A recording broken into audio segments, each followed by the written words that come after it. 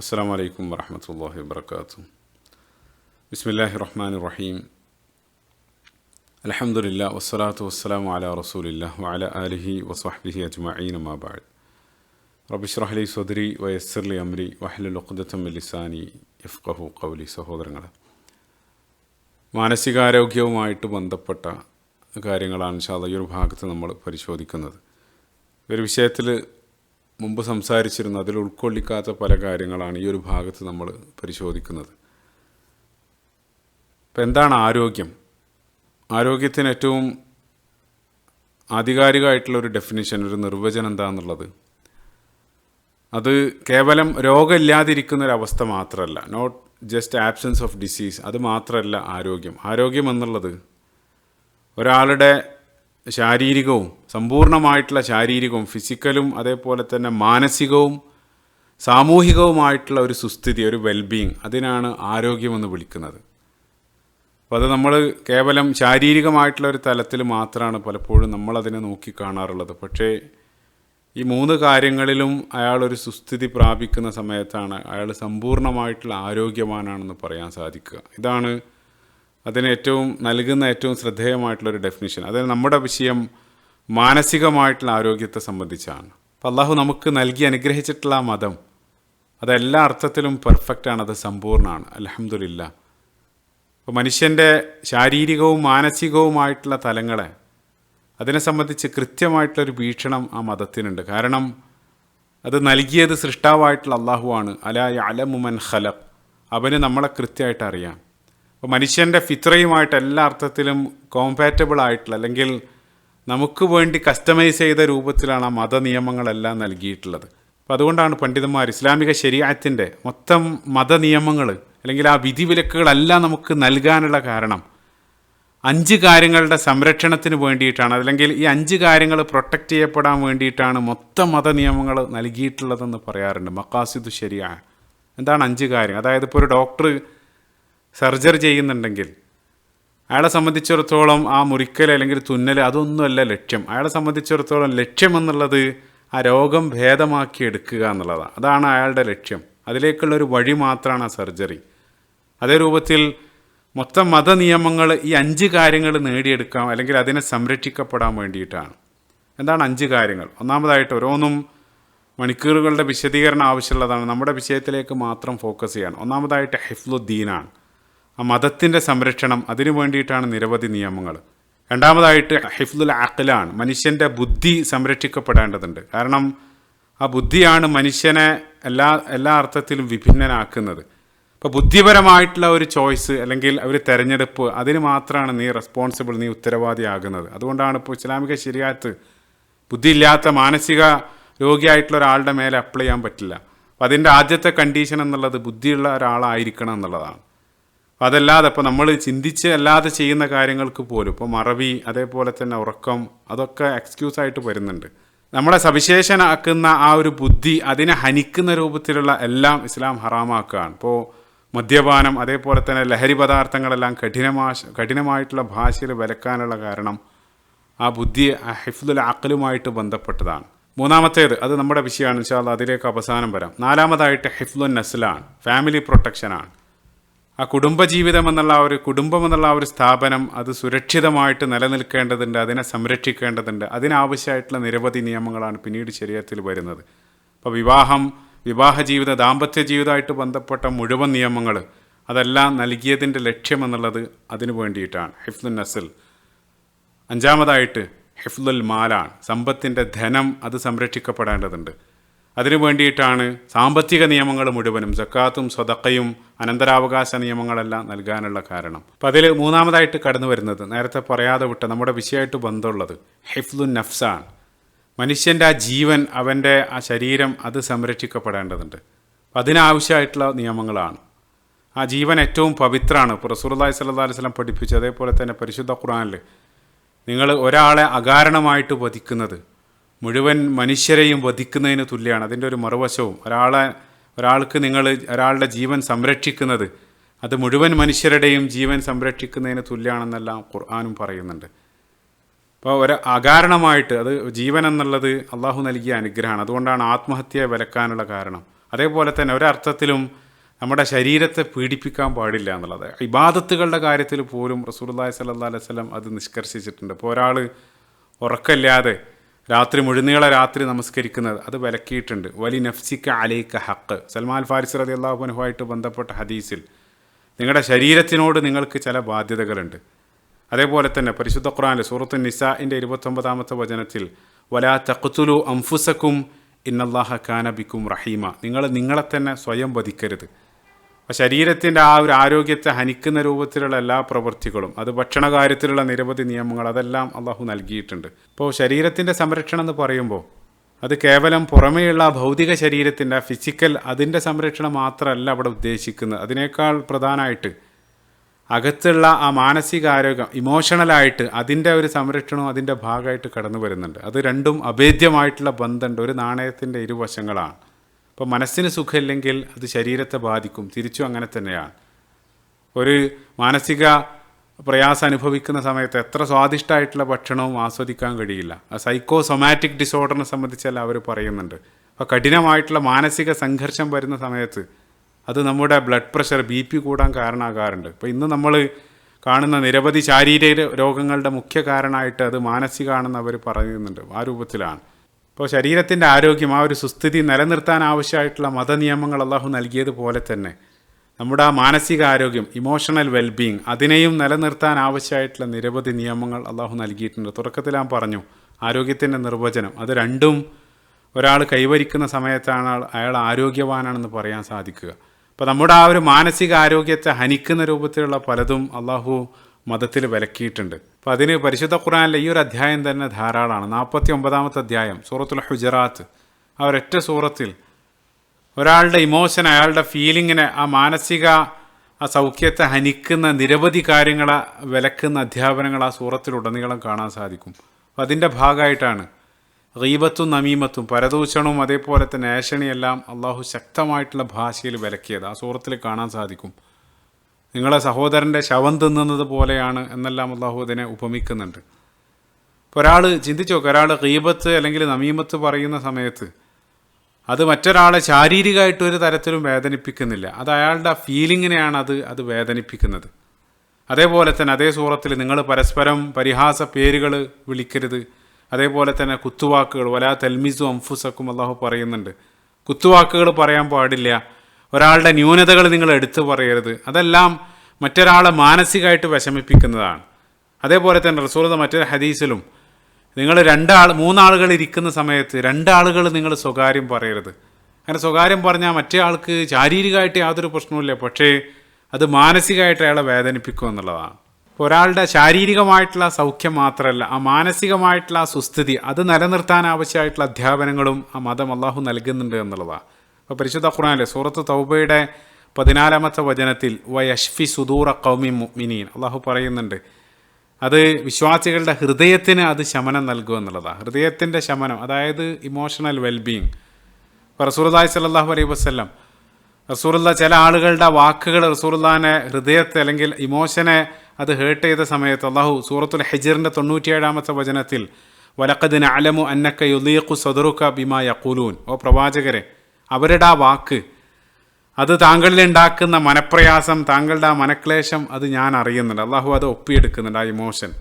പരിശുദ്ധ ഖുർആൻ അള്ളാഹു നൽകിയതിനെ സംബന്ധിച്ച് അതിൻ്റെ ഒരു ലക്ഷ്യം പറയുന്നത് സൂറത്ത് യൂനുസിൻ്റെ 57-ാമത്തെ വചനത്തിൽ യാ അയ്യുഹന്നാസ് ഖദ് ജാഅത്കും മൗഇലത്തും മിർ റബ്ബിക്കും വശിഫാഉൻ ലിമാ ഫി സുദൂർ, മനുഷ്യരെ, ഇത് നിങ്ങളുടെ രക്ഷിതാവിൽ നിന്നുള്ള ഒരു സതുപദേശം, അതോടൊപ്പം നിങ്ങളുടെ മനസ്സുകളിലുള്ള രോഗത്തിനുള്ള ശമനം കൂടിയാണ്. വശിഫാഉൻ ലിമാ ഫി സുദൂർ, ആ രൂപത്തിലാണ് അള്ളാഹു ആ ഖുർആനെ സംബന്ധിച്ച് പറയുന്നത്. അപ്പോൾ അള്ളാഹു മനുഷ്യർക്ക് ആകമാനം നൽകി അനുഗ്രഹിച്ചിട്ടുള്ള ആ വേദഗ്രന്ഥം, ആ ഖുർആനും അതേപോലെ തന്നെ അവൻ്റെ മതം ഇസ്ലാം, അതേ മത അധ്യാപനങ്ങളും വിധിവിലക്കുകളെല്ലാം അത് നമ്മളെ ഒരർത്ഥത്തിലും പ്രയാസപ്പെടുത്താനുള്ളതല്ല, മറിച്ച് അതിൻ്റെ ആത്യന്തികമായിട്ടുള്ള ലക്ഷ്യം നിങ്ങൾ ശാരീരികവും മാനസികവുമായിട്ടുള്ള ആ ഒരു സൗഖ്യം അത് അതിലൂടെ കണ്ടെത്താൻ, അല്ലെങ്കിൽ എല്ലാ അർത്ഥത്തിലും ജീവിതം എളുപ്പമാക്കാൻ വേണ്ടിയിട്ടാണ് അള്ളാഹു അതെല്ലാം നൽകിയിട്ടുള്ളത്. അതുകൊണ്ടാണ് ഇപ്പോൾ പരിശുദ്ധ ഖുർആനെ സംബന്ധിച്ച് സൂറത്തു ത്വാഹ 20-ാമത്തെ അധ്യായം അതിൻ്റെ ആദ്യ ഭാഗത്ത് അള്ളാഹു പറയുന്നുണ്ട്, മാ അൻസൽനാ അലൈക്കൽ ഖുർആന ലിതഷ്ഖാ, നിങ്ങളെ വിഷമിപ്പിക്കാൻ അല്ലെങ്കിൽ നിങ്ങളെ കഷ്ടപ്പെടുത്താൻ വേണ്ടിയല്ല ഈ ഖുർആൻ ഞാൻ നിങ്ങൾക്ക് നൽകിയിട്ടുള്ളത്. അതായത് അതിൻ്റെ ഒരു ഓപ്പോസിറ്റ് മീനിങ്, നിങ്ങളെ സന്തോഷിപ്പിക്കാൻ വേണ്ടി അല്ലെങ്കിൽ നിങ്ങളെ ജീവിതം എളുപ്പമാക്കാൻ വേണ്ടിയിട്ടാണ് ഈ ഖുർആൻ ഞാൻ നിങ്ങൾക്ക് നൽകിയിട്ടുള്ളത്. അതേപോലെ നേരത്തെ പറഞ്ഞ സൂറത്ത് യൂനുസിൻ്റെ അടുത്ത ആയത്തിൽ 58-ാമത്തെ ആയത്തിൽ ഖുൽ ബിഫദ്ലില്ലാഹി വബിറഹ്മതിഹി ഫബിദാലിക ഫൽയഫ്റഹു, അള്ളാഹു പറയുന്നുണ്ട് അവൻ്റെ അനുഗ്രഹമായിട്ട് നിങ്ങൾക്ക് ലഭിച്ച ആ ഒരു ഹിദായത്തിൻ്റെ മീതെ, അതായത് ആ ഖുർആനും പ്രവാചകനും ആ ഹിദായത്തെല്ലാം നിങ്ങൾക്ക് ലഭിച്ചതിൻ്റെ പേരിൽ ഫബിദാലിക ഫൽയഫ്റഹു, നിങ്ങൾ സന്തോഷിച്ചു കൊള്ളുക, നിങ്ങൾ ബി ഹാപ്പി, നിങ്ങൾ സന്തോഷിക്കാൻ വേണ്ടി അള്ളാഹു അവിടെ പറയുന്നുണ്ട്. റസൂലുള്ളാഹി സ്വല്ലല്ലാഹു അലൈഹി വസല്ലമയെ അവർ കണ്ടതും ഹാഷൻ ബാഷൻ ലാ തൽഖാഹു ഇല്ലാ മുബ്തസിമൻ, സദാസമയത്തും പുഞ്ചിരിക്കുന്നവനായിട്ട്. ആ പുഞ്ചിരി റസൂലുള്ള അത് സ്വതക്കയാണെന്നെല്ലാം റസൂലുള്ളാഹി സ്വല്ലല്ലാഹു അലൈഹി വസല്ലം പഠിപ്പിക്കുന്നുണ്ട്. അതേപോലെ തന്നെ ഹദീസുകളിൽ ഏറ്റവും ശ്രേഷ്ഠമായിട്ടുള്ള പുണ്യകർമ്മം റസൂലുള്ള പറഞ്ഞത് അഫ്ളലുൽ അഅ്മാലി അൻ തുദ്ഖില അല അഖീഹി സുറൂറ, നിങ്ങളുടെ സഹോദരൻ്റെ മുഖത്ത് സന്തോഷം കൊണ്ടുവരിക, അതാണ് ഏറ്റവും ശ്രേഷ്ഠമായിട്ടുള്ള അമലായിട്ട് റസൂലുള്ളാഹി സ്വല്ലല്ലാഹു അലൈഹി വസല്ലം പഠിപ്പിക്കുന്നത്. അതേപോലെ തന്നെ ബശ്ശിറു വലാ തുനഫിറു, നിങ്ങൾ ജനങ്ങളെ ഹാപ്പിയാക്കുക, സന്തോഷ വാർത്ത നൽകുക, അവരെ നിരാശരാക്കരുത്, പ്രതീക്ഷ കെടുത്തരുത്, അവർക്ക് എളുപ്പം ചെയ്യുക, അതെല്ലാം റസൂലുള്ളാഹി സ്വല്ലല്ലാഹു അലൈഹി വസല്ലം പഠിപ്പിക്കുന്നുണ്ട്. മറുവശത്ത് ദിനേന റസൂലുള്ളാഹി രക്ഷ ചോദിച്ചുകൊണ്ട് പ്രാർത്ഥിച്ചത്, നമ്മളോട് പ്രാർത്ഥിക്കാൻ നിർദ്ദേശിച്ചത് അല്ലാഹുമ്മ ഇന്നി അഊദു ബിക മിനൽ ഹമ്മി വൽ ഹസൻ, ആ ദുഃഖത്തിൽ നിന്നും രക്ഷ ചോദിച്ചുകൊണ്ടുള്ള പ്രാർത്ഥനയാണ്. മറ്റൊരു സൈഡ് പോയിന്റ്, പരിശുദ്ധ ഖുർആനിൽ ദുഃഖം എന്നുള്ള ആ ഒരു വികാരം അത് സദാസമയത്ത് ഒന്നുകിൽ അതിനെ വിലക്കിക്കൊണ്ട് അതല്ലെങ്കിൽ അതിനൊരു നെഗറ്റീവ് കോണ്ടെക്സ്റ്റിലാണ് ഖുർആൻ അതിനെ അവതരിപ്പിക്കുന്നത്. വലാ തഹിനു വലാ തഹ്സനു, പരിശുദ്ധ ഖുർആനിൽ സൂറത്തുൽ ആലിമ്രാൻ്റെ 139-ാമത്തെ വചനം. അതേപോലെ തന്നെ വലാ തഹ്സന അലൈഹിം സൂറത്തുൽ നഹ്ലിൻ്റെ 127-ാമത്തെ വചനം. സമാനമായിട്ട് ആ സൗർ ഗുഹയിലുള്ള സംഭാഷണം ഉദ്ധരിച്ച സമയത്തും സൂറത്തു തൗബയുടെ 40-ാമത്തെ വചനത്തിൽ ലാ തഹ്സൻ ഇന്നല്ലാഹ മഅന, റസൂലുള്ളാഹി സ്വല്ലല്ലാഹു അലൈഹി വസല്ലമയോടും ആ ദുഃഖിക്കരുത് ആ രൂപത്തിലുള്ള നിർദ്ദേശങ്ങൾ. ഇപ്പോൾ സൂറത്തു ഫാത്തിറിൻ്റെ ആരംഭത്തിൽ 8-ാമത്തെ വചനത്തിൽ ഫലാ തദ്ഹബ് നഫ്സുക അലൈഹിം ഹസറാത്ത്, സമാനമായിട്ട് സൂറത്തുൽ കഹ്ഫിലും 6-ാമത്തെ വചനത്തിലും അതേ രൂപത്തിൽ അള്ളാഹു നിർദ്ദേശിക്കുന്നതായിട്ട് കാണാൻ സാധിക്കും. അതേപോലെ നമ്മുടെ മുഖ്യ ശത്രു പിശാചിനെ സംബന്ധിച്ച് പറഞ്ഞ സമയത്ത് നേരത്തെ റസൂലുള്ള ആ ദുഃഖത്തിൽ നിന്ന് രക്ഷ ചോദിച്ചുകൊണ്ട് പ്രാർത്ഥിച്ചു. ഇവിടെ അള്ളാഹു പറയുകയാണ് സൂറത്ത് മുജാദലയുടെ 10-ാമത്തെ വചനത്തിൽ ഇന്നമൻ നജ്വാ മിനശ് ശൈത്വാനി ലിയഹ്സുനല്ലദീന ആമനു, വിശ്വാസികളെ ദുഃഖിപ്പിക്കുക. അതേപോലെ തന്നെ ഭയത്തെ സംബന്ധിച്ച് പറഞ്ഞ സമയത്തും സൂറത്തു ആലിമ്രാൻ ഇന്നമാ ദാലിക്കുമു ശൈത്വാനു യുഖവ്വിഫു ഔലിയാഅഹു, അള്ളാഹു പറയുന്നുണ്ട്. ആ രൂപത്തിൽ വിശ്വാസികൾക്ക് ആ ദുഃഖത്തിൻ്റെയും നിരാശയുടെയും മന്ത്രങ്ങൾ നൽകാനാണ് പിശാച് സദാ ശ്രമിച്ചുകൊണ്ടിരിക്കുന്നത്. കാരണം ഒരാൾ അതിന് അടിമപ്പെട്ട് കഴിഞ്ഞാൽ അപ്പം അത് ദുനിയാവ് മാത്രമല്ല, അത് ആഖിറത്തിനെയും ബാധിക്കും. ഒരാൾ സദാ ദുഃഖിതനാവുകയാണെങ്കിൽ അത് അയാളുടെ അമലുകളിൽ അത് റിഫ്ലക്റ്റ് ചെയ്യും. ആ രൂപത്തിൽ എല്ലാ അർത്ഥത്തിലും ഡീമോട്ടിവേറ്റ് ചെയ്യാനുള്ള ശ്രമങ്ങളാണ്. അതുകൊണ്ടാണ് അതിനെ രക്ഷ ചോദിച്ചുകൊണ്ട് റസൂലുള്ളാഹി നിരന്തരം പ്രാർത്ഥിക്കാനുള്ള കാരണം. ഇപ്പം എല്ലാ അർത്ഥത്തിലും നമ്മളെ സന്തോഷിപ്പിക്കാനും നമ്മളെ സദാ പോസിറ്റീവാക്കി നിലനിർത്താൻ ആവശ്യമായിട്ടുള്ള നിർദ്ദേശങ്ങളാണ് അള്ളാഹു മതത്തിലുടനീളം നൽകിയിട്ടുള്ളത്. അതിന് വിരുദ്ധമായിട്ട് വരുന്ന എല്ലാം അള്ളാഹു വിലക്കിയിട്ടുണ്ട്. ഇപ്പം നിരവധി അന്ധവിശ്വാസങ്ങൾ, ശകുനം, അതേപോലെ തന്നെ ഭാഗ്യപരീക്ഷണങ്ങൾ, അതെല്ലാം അത്തരത്തിലുള്ളതെല്ലാം അതിൻ്റെ ഭാഗമായിട്ട് വിലക്കുകയാണ്. അതേസമയം മറുവശത്ത് ആ ശുഭാപ്തി വിശ്വാസം, തഫാഉൽ, ഒപ്റ്റിമിസം, അത് അങ്ങേയറ്റം റസൂലുള്ളാഹി പ്രോത്സാഹിപ്പിച്ചതായിട്ട് കാണാൻ സാധിക്കും. അതന്നെ ഒരു മണിക്കൂറോളം സംസാരിക്കേണ്ട മറ്റൊരു വിഷയമാണ്. അത്രയേറെ ആ രൂപത്തിലുള്ള പോസിറ്റീവായിട്ടുള്ള കാര്യങ്ങൾ. അപ്പോൾ അതനുസരിച്ച് ജീവിക്കുന്ന സമയത്ത് ഒരാളുടെ ജീവിതം, ഇപ്പോൾ പരിശുദ്ധ ഖുർആനിൽ സൂറത്തു നഹ്ലിൻ്റെ 97-ാമത്തെ വചനത്തിൽ അള്ളാഹു പറയുന്നുണ്ട് മൻ അമില സ്വാലിഹൻ മിൻ ദക്കരിൻ ഔ ഉൻസ വഹുവ മുഅ്മിനും ഫലനുഹ്യിയന്നഹു ഹയാതൻ ത്വയ്യിബ, ഒരാൾ അള്ളാഹുവിൽ വിശ്വസിച്ച് അവൻ്റെ കൽപ്പനകളും നിർദ്ദേശങ്ങളെല്ലാം കേട്ട് ആ നല്ല കർമ്മങ്ങൾ, സൽക്കർമ്മങ്ങൾ ചെയ്യുകയാണെങ്കിൽ അതാണാകട്ടെ പെണ്ണാകട്ടെ അവർക്ക് അള്ളാഹു ഓഫർ ചെയ്യുന്നത് ഹയാതൻ ത്വയ്യിബ, അവർക്ക് വിശുദ്ധമായിട്ടുള്ളൊരു ജീവിതം അള്ളാഹു നൽകുക എന്നുള്ളതാണ്. ഇൻഷാ അല്ലാഹ് ആ വിശുദ്ധ ജീവിതം എന്താണെന്നുള്ളത് പിന്നീട് നമ്മൾ വിശദീകരിക്കും. അതേസമയം മറുവശത്ത് അള്ളാഹുവിനെ ധിക്കരിച്ച് സ്വന്തം വികാരങ്ങൾക്ക് അടിമപ്പെട്ട് ജീവിക്കുന്ന ആളുകളെ സംബന്ധിച്ചിടത്തോളം സൂറത്തു ത്വാഹയുടെ 124-ാമത്തെ വചനത്തിൽ വമൻ അഅറദ അൻ ദിക്രി ഫഇന്ന ലഹു മഈശതൻ ദൻക, അള്ളാഹുവിൻ്റെ കൽപ്പനകളും നിർദ്ദേശങ്ങളൊന്നും കേൾക്കാതെ സ്വന്തം വികാരങ്ങൾക്ക് അടിമപ്പെട്ട് ജീവിക്കുന്ന ആളുകൾ അവർക്ക് ഇരുലോകത്തും ലഭിക്കാനിരിക്കുന്നത് മഈശതൻ ദൻക, ഇടുങ്ങിയ കുടിസായിട്ടുള്ളൊരു ജീവിതമായിരിക്കും അവർക്ക് ലഭിക്കുക എന്നുള്ളതാണ്. ഇടുങ്ങിയ ജീവിതം എന്നുള്ളതുകൊണ്ട് വിവക്ഷ ദാരിദ്ര്യമൊന്നുമല്ല, ആ ഇനൽ ഖൽബ്, ആ ഹൃദയത്തിൻ്റെ ആ സംതൃപ്തി അവർക്ക് ലഭിക്കില്ല എന്നുള്ളത്. ഒരുപക്ഷെ അയാൾ അങ്ങേയറ്റം സമ്പന്നൻ, കോടീശ്വരനായിരിക്കും, പക്ഷേ അതേസമയം അയാൾ ദരിദ്രനായിരിക്കും. അതേസമയം മറുവശത്ത് ഒരാൾ അള്ളാഹുവിനെ മുറുകെ പിടിക്കുന്ന സമയത്ത് ഒരുപക്ഷെ സമ്പത്ത് കൊണ്ട് അയാൾ ദരിദ്രനായിരിക്കും, പക്ഷേ എല്ലാ അർത്ഥത്തിലും മനസ്സുകൊണ്ട് അയാൾ ലോകത്തെ ഏറ്റവും വലിയ സമ്പന്നനായിട്ട് മാറുകയാണ്. അതിനർത്ഥം അവിടെ മനസ്സിലാക്കേണ്ട ഒരു കാര്യം, അള്ളാഹിൻ്റെ മാർഗത്തിൽ നിന്നും അകന്ന് ജീവിക്കുന്ന ആളുകൾക്ക് അവർക്ക് എന്നും പ്രയാസവും ദുഃഖവും മാത്രം. അതേസമയം മറുവശത്ത് അള്ളാഹിൻ്റെ മാർഗത്തിൽ ഉറച്ചു നിൽക്കുന്ന ആളുകൾക്ക് ജീവിതത്തിലുടനീളം ഒരു വിഷമവുമില്ല, ടെൻഷൻ ഫ്രീ ലൈഫ് ആ രൂപത്തിൽ ലഭിക്കുമെന്നാണോ? ആ രൂപത്തിലല്ല കാര്യങ്ങൾ മനസ്സിലാക്കേണ്ടത്. അങ്ങനെ ആയിരുന്നെങ്കിൽ പിന്നീട് ഈ ഒരു കാരണം കൊണ്ട് മാത്രം മുഴുവൻ ആളുകളും വിശ്വാസിയായിട്ട് മാറും. കാരണം ഏവരും ആഗ്രഹിക്കുന്നതാണ് ആ രൂപത്തിലുള്ളൊരു ജീവിതം. അതല്ല അവിടെ അള്ളാഹു പറയുന്നത്. അവിടെ ഹയാത്തുൻ തൊയ്യബ. ഇൻഷാ അല്ലാഹ് അതിലേക്ക് വരുന്നതിന് മുമ്പ് ആമുഖമായിട്ട് ഈ ഒരു വികാരത്തെ അല്ലെങ്കിൽ ഈ ദുഃഖത്തെ, വിഷമത്തെ എല്ലാം സൂചിപ്പിക്കാൻ വേണ്ടി പരിശുദ്ധ ഖുർആൻ ഉപയോഗിച്ച വ്യത്യസ്ത പദങ്ങൾ, അത് പല സമയത്തും നമ്മൾ ഒരേ രൂപത്തിലാണ് അതിനെ പരിഭാഷപ്പെടുത്താറുള്ളതെങ്കിലും അത് ആ ഒരു വികാരത്തിൻ്റെ വ്യത്യസ്ത തലങ്ങളെയാണ് അള്ളാഹു മനോഹരമായിട്ട് വരച്ച് കാണിക്കുന്നത്. ആ പദങ്ങളുടെ വ്യത്യസ്ത പദങ്ങളെ സംബന്ധിച്ച് സംസാരിച്ചതിന് ശേഷം ഇൻഷാ അല്ലാഹ് ഈ ഒരു വിഷയത്തിലേക്ക് നമ്മൾ വരും. അതിൽ ഒന്നാമതായിട്ട് ആ ദുഃഖത്തെ സൂചിപ്പിക്കാൻ വേണ്ടി പരിശുദ്ധ ഖുർആൻ ഏറ്റവും കൂടുതൽ ഉപയോഗിച്ച പദങ്ങളിലൊന്ന് നമുക്കെല്ലാം സുപരിചിതമായിട്ടുള്ള ഹുസ്ൻ എന്നുള്ള പദമാണ്. 40-ലധികം സ്ഥലത്ത് ആ ഒരു പദം കടന്നു വരുന്നുണ്ട്. ഇപ്പോൾ ഹുസ്ൻ എന്നുള്ളത് ദുഃഖമാണ്, പക്ഷേ അത് ഒരു പ്രത്യേക തലത്തെയാണ് സൂചിപ്പിക്കുന്നത്. അത് നമ്മുടെ പാസ്റ്റ്, നമ്മുടെ ഭൂതകാലത്ത് നടന്ന എന്തെങ്കിലും ഒരു സംഭവത്തിൻ്റെ മറ്റെന്തെങ്കിലും പേരിൽ ഉള്ള വിഷമം, അത്തരം വിഷമമാണ് ഹുസ്ൻ എന്നുള്ളത് കൊണ്ട് പ്രധാനമായിട്ട് വിവക്ഷിക്കുന്നത്. അതായത് ഒരാൾ ആ ഭൂതകാലത്തെ ഓർത്തുള്ള വിഷമങ്ങൾ, അത് നമ്മുടെ പ്രിയപ്പെട്ട ആളുകളുടെ മരണമാകാം, അതല്ലെങ്കിൽ എന്തെങ്കിലും നമ്മുടെ ജീവിതത്തിലുണ്ടായൊരു സംഭവത്തിൻ്റെ പേരിൽ ആ ഭൂതകാലത്തിൻ്റെ തടവറയിൽ ജീവിക്കുക. അതാണ് ഹുസ്ൻ എന്നുള്ള പദം. രണ്ടാമതായിട്ട് കടന്നു വരുന്നത് അൽ ഹം എന്നുള്ള പദമാണ്. നേരത്തെ ഞാൻ പറഞ്ഞു റസൂലുള്ളാഹിൻ്റെ ആ പ്രാർത്ഥന, അല്ലാഹുമ്മ ഇന്നി അഊദു ബിക മിനൽ ഹമ്മി വൽ ഹസൻ. ഹം എന്നുള്ളത് അതിൻ്റെ നേർവിപരീതമാണ്. അത് ഭൂതകാലമല്ല, മറിച്ച് മുസ്തഖ്ബൽ, ഭാവിയിൽ വരാനിരിക്കുന്ന ഒരു കാര്യത്തെ സംബന്ധിച്ചുള്ള ആശങ്ക, അതിനെ സംബന്ധിച്ചുള്ള ഉത്കണ്ഠ, നമ്മൾ ആൻസൈറ്റി എന്ന് പറയാറുണ്ട്. ആ ഭാവിയെ സംബന്ധിച്ചുള്ള ആ ഒരു ഭയത്തോടു കൂടെ ജീവിക്കുക, അതാണ് അൽ ഹം എന്നുള്ള പദം. ഇപ്പോൾ ഒന്ന് ഭൂതകാലത്തെ സൂചിപ്പിക്കുന്നതാണ്, മറ്റേത് ഭാവിയെ സൂചിപ്പിക്കുന്നതാണ്. ഒരാൾ ഭൂതകാലത്തിലും ഭാവിയിലായിട്ട് ജീവിച്ച് ആ വർത്തമാനകാലത്തിൽ ജീവിക്കാൻ മറക്കുക, ആ രൂപത്തിലാണ്. ശേഷം മൂന്നാമതായിട്ട് ഇനി ആ വിഷമത്തെ സൂചിപ്പിക്കാൻ ഉപയോഗിച്ച മറ്റൊരു പദം ഗം എന്നുള്ള പദമാണ്. ഇപ്പോൾ പരിശുദ്ധ ഖുർആനിലെ സൂറത്ത് ആൽ ഇംറാൻ്റെ 153-ാമത്തെ വചനത്തിൽ ഫഅസാബഹും ഗമ്മൻ ബിഗമ്മിൻ അള്ളാഹു പറയുന്നുണ്ട്. ഇപ്പോൾ നേരത്തെ ഭാവിയും ഭൂതവും നമ്മൾ പറഞ്ഞ വർത്തമാനകാലത്ത് അയാളെ അങ്ങേയറ്റം അലട്ടിക്കൊണ്ടിരിക്കുന്ന വലിയൊരു ദുഃഖത്തെ സൂചിപ്പിക്കാനാണ് ആ ഒരു പദം ഉപയോഗിക്കുന്നത്. ഇപ്പോൾ ഭാഷയിൽ യഥാർത്ഥത്തിൽ ഗമ്മെന്ന് വെച്ചാൽ മൂടുക അല്ലെങ്കിൽ കവറിങ് എന്നുള്ള അർത്ഥമാണ്. അതുകൊണ്ടാണ് ഇപ്പോൾ ഗമാം എന്ന് വെച്ചാൽ ഭാഷയിൽ മേഘം എന്നുള്ള അർത്ഥമാണ്. അപ്പോൾ പരിശുദ്ധ ഖുർആനിൽ തന്നെ സൂറത്തുൽ ബഖറയുടെ 57-ാമത്തെ വചനത്തിൽ മൂസാ നബി അലൈഹി സ്വലാത്തു വസ്സലാമയുടെ ചരിത്രം പറയുന്നതിനിടയിൽ വല്ലൽന അലൈക്കുമുൽ ഗമാം അള്ളാഹു പറയുന്നുണ്ട്. ഗമാം എന്നുള്ളത് മേഘം എന്നുള്ള അർത്ഥമാണ്. പക്ഷേ നമുക്കറിയാം കോമൺ ആയിട്ട് അറബി ഭാഷയിൽ മേഘത്തെ സൂചിപ്പിക്കാൻ ഉപയോഗിക്കുന്ന പദം സഹാബ് എന്നുള്ള പദമാണ്. അതേസമയം ഗമാം എന്ന് വെച്ചാലും മേഘമാണ്. അത് രണ്ടും തമ്മിലുള്ള വ്യത്യാസം എന്താണ്? അത് മനസ്സിലാക്കുന്ന സമയത്ത് ആ ഒരു പദത്തിൻ്റെ ആഴം മനസ്സിലാക്കാൻ സാധിക്കും. യഥാർത്ഥത്തിൽ സഹാബ് എന്നുള്ളത് സാധാരണയായിട്ട് നമ്മൾ കാണുന്ന മേഘമാണെങ്കിൽ ഗമാം എന്നുള്ളത് കറുത്തിരുണ്ട ഡാർക്ക് ക്ലൗഡ്, ആ കറുത്തിരുണ്ട മേഘത്തെ സൂചിപ്പിക്കുന്നതാണ്. കറുത്തിരുണ്ട മേഘം നമുക്കറിയാം പ്രകാശത്തെ അത് തടയുന്നതാണ്.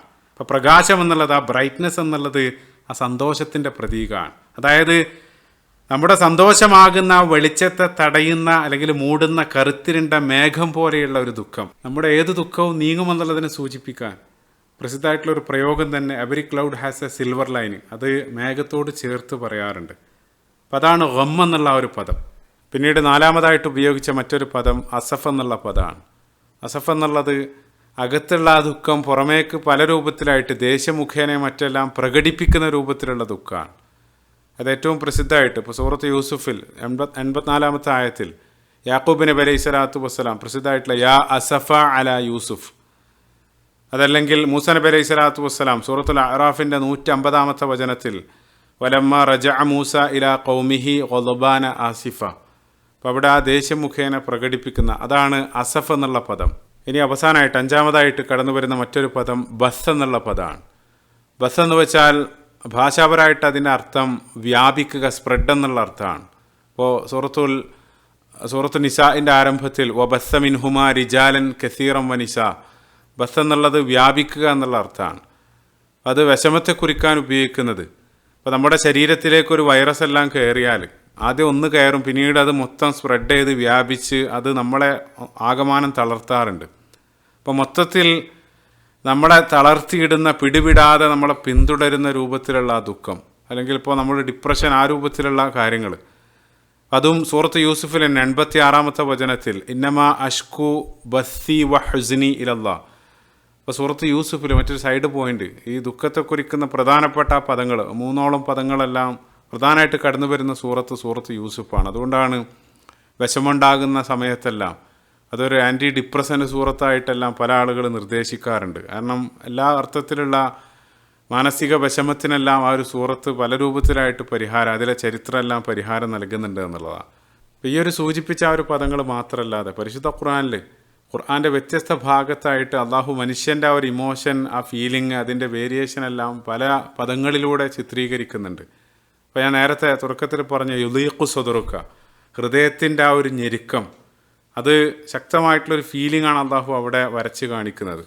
അതായത് ഇപ്പോൾ ഹൃദയത്തെ കുറിക്കാൻ തന്നെ 3-ലധികം പദങ്ങൾ ഖുർആനിൽ കടന്നു വരുന്നുണ്ട്. സ്വദർ, ഖൽബ്, അതേപോലെ തന്നെ ഫുആദ് എന്നുള്ളത് ഭാഷാപരമായിട്ട് ജ്വലിക്കുക അല്ലെങ്കിൽ തിളക്കുക, റോസ്റ്റ് ചെയ്യുക, ആ രൂപത്തിലുള്ള അർത്ഥമാണ്. അതായത് തിളക്കുന്ന ആ വികാരങ്ങളുടെ ആ ഒരു കേന്ദ്രം, അതാണ് ഖൽബ്. അതായത് എക്സ്ട്രീമായിട്ടുള്ള ആ ഒരു ഇമോഷനെ ചിത്രീകരിക്കുന്ന ആ ഒരു പദമാണ്. ഇപ്പോൾ സൂറത്തുൽ ഖസസിൽ മൂസാ നബി അലൈഹി സ്വലാത്തു വസ്സലാമയുടെ മാതാവിനെ സംബന്ധിച്ച് അസ്ബഹ ഫുആദ് ഉമ്മി മൂസ ഫാരിഗ, കൊട്ടയിൽ ആ കുട്ടിയെ നദിയിലേക്ക് ഇടുന്ന സമയത്തുള്ള ആ തീവ്രമായിട്ടുള്ള വികാരം, ആ ഫുആദ് എന്നുള്ള പദമാണ്.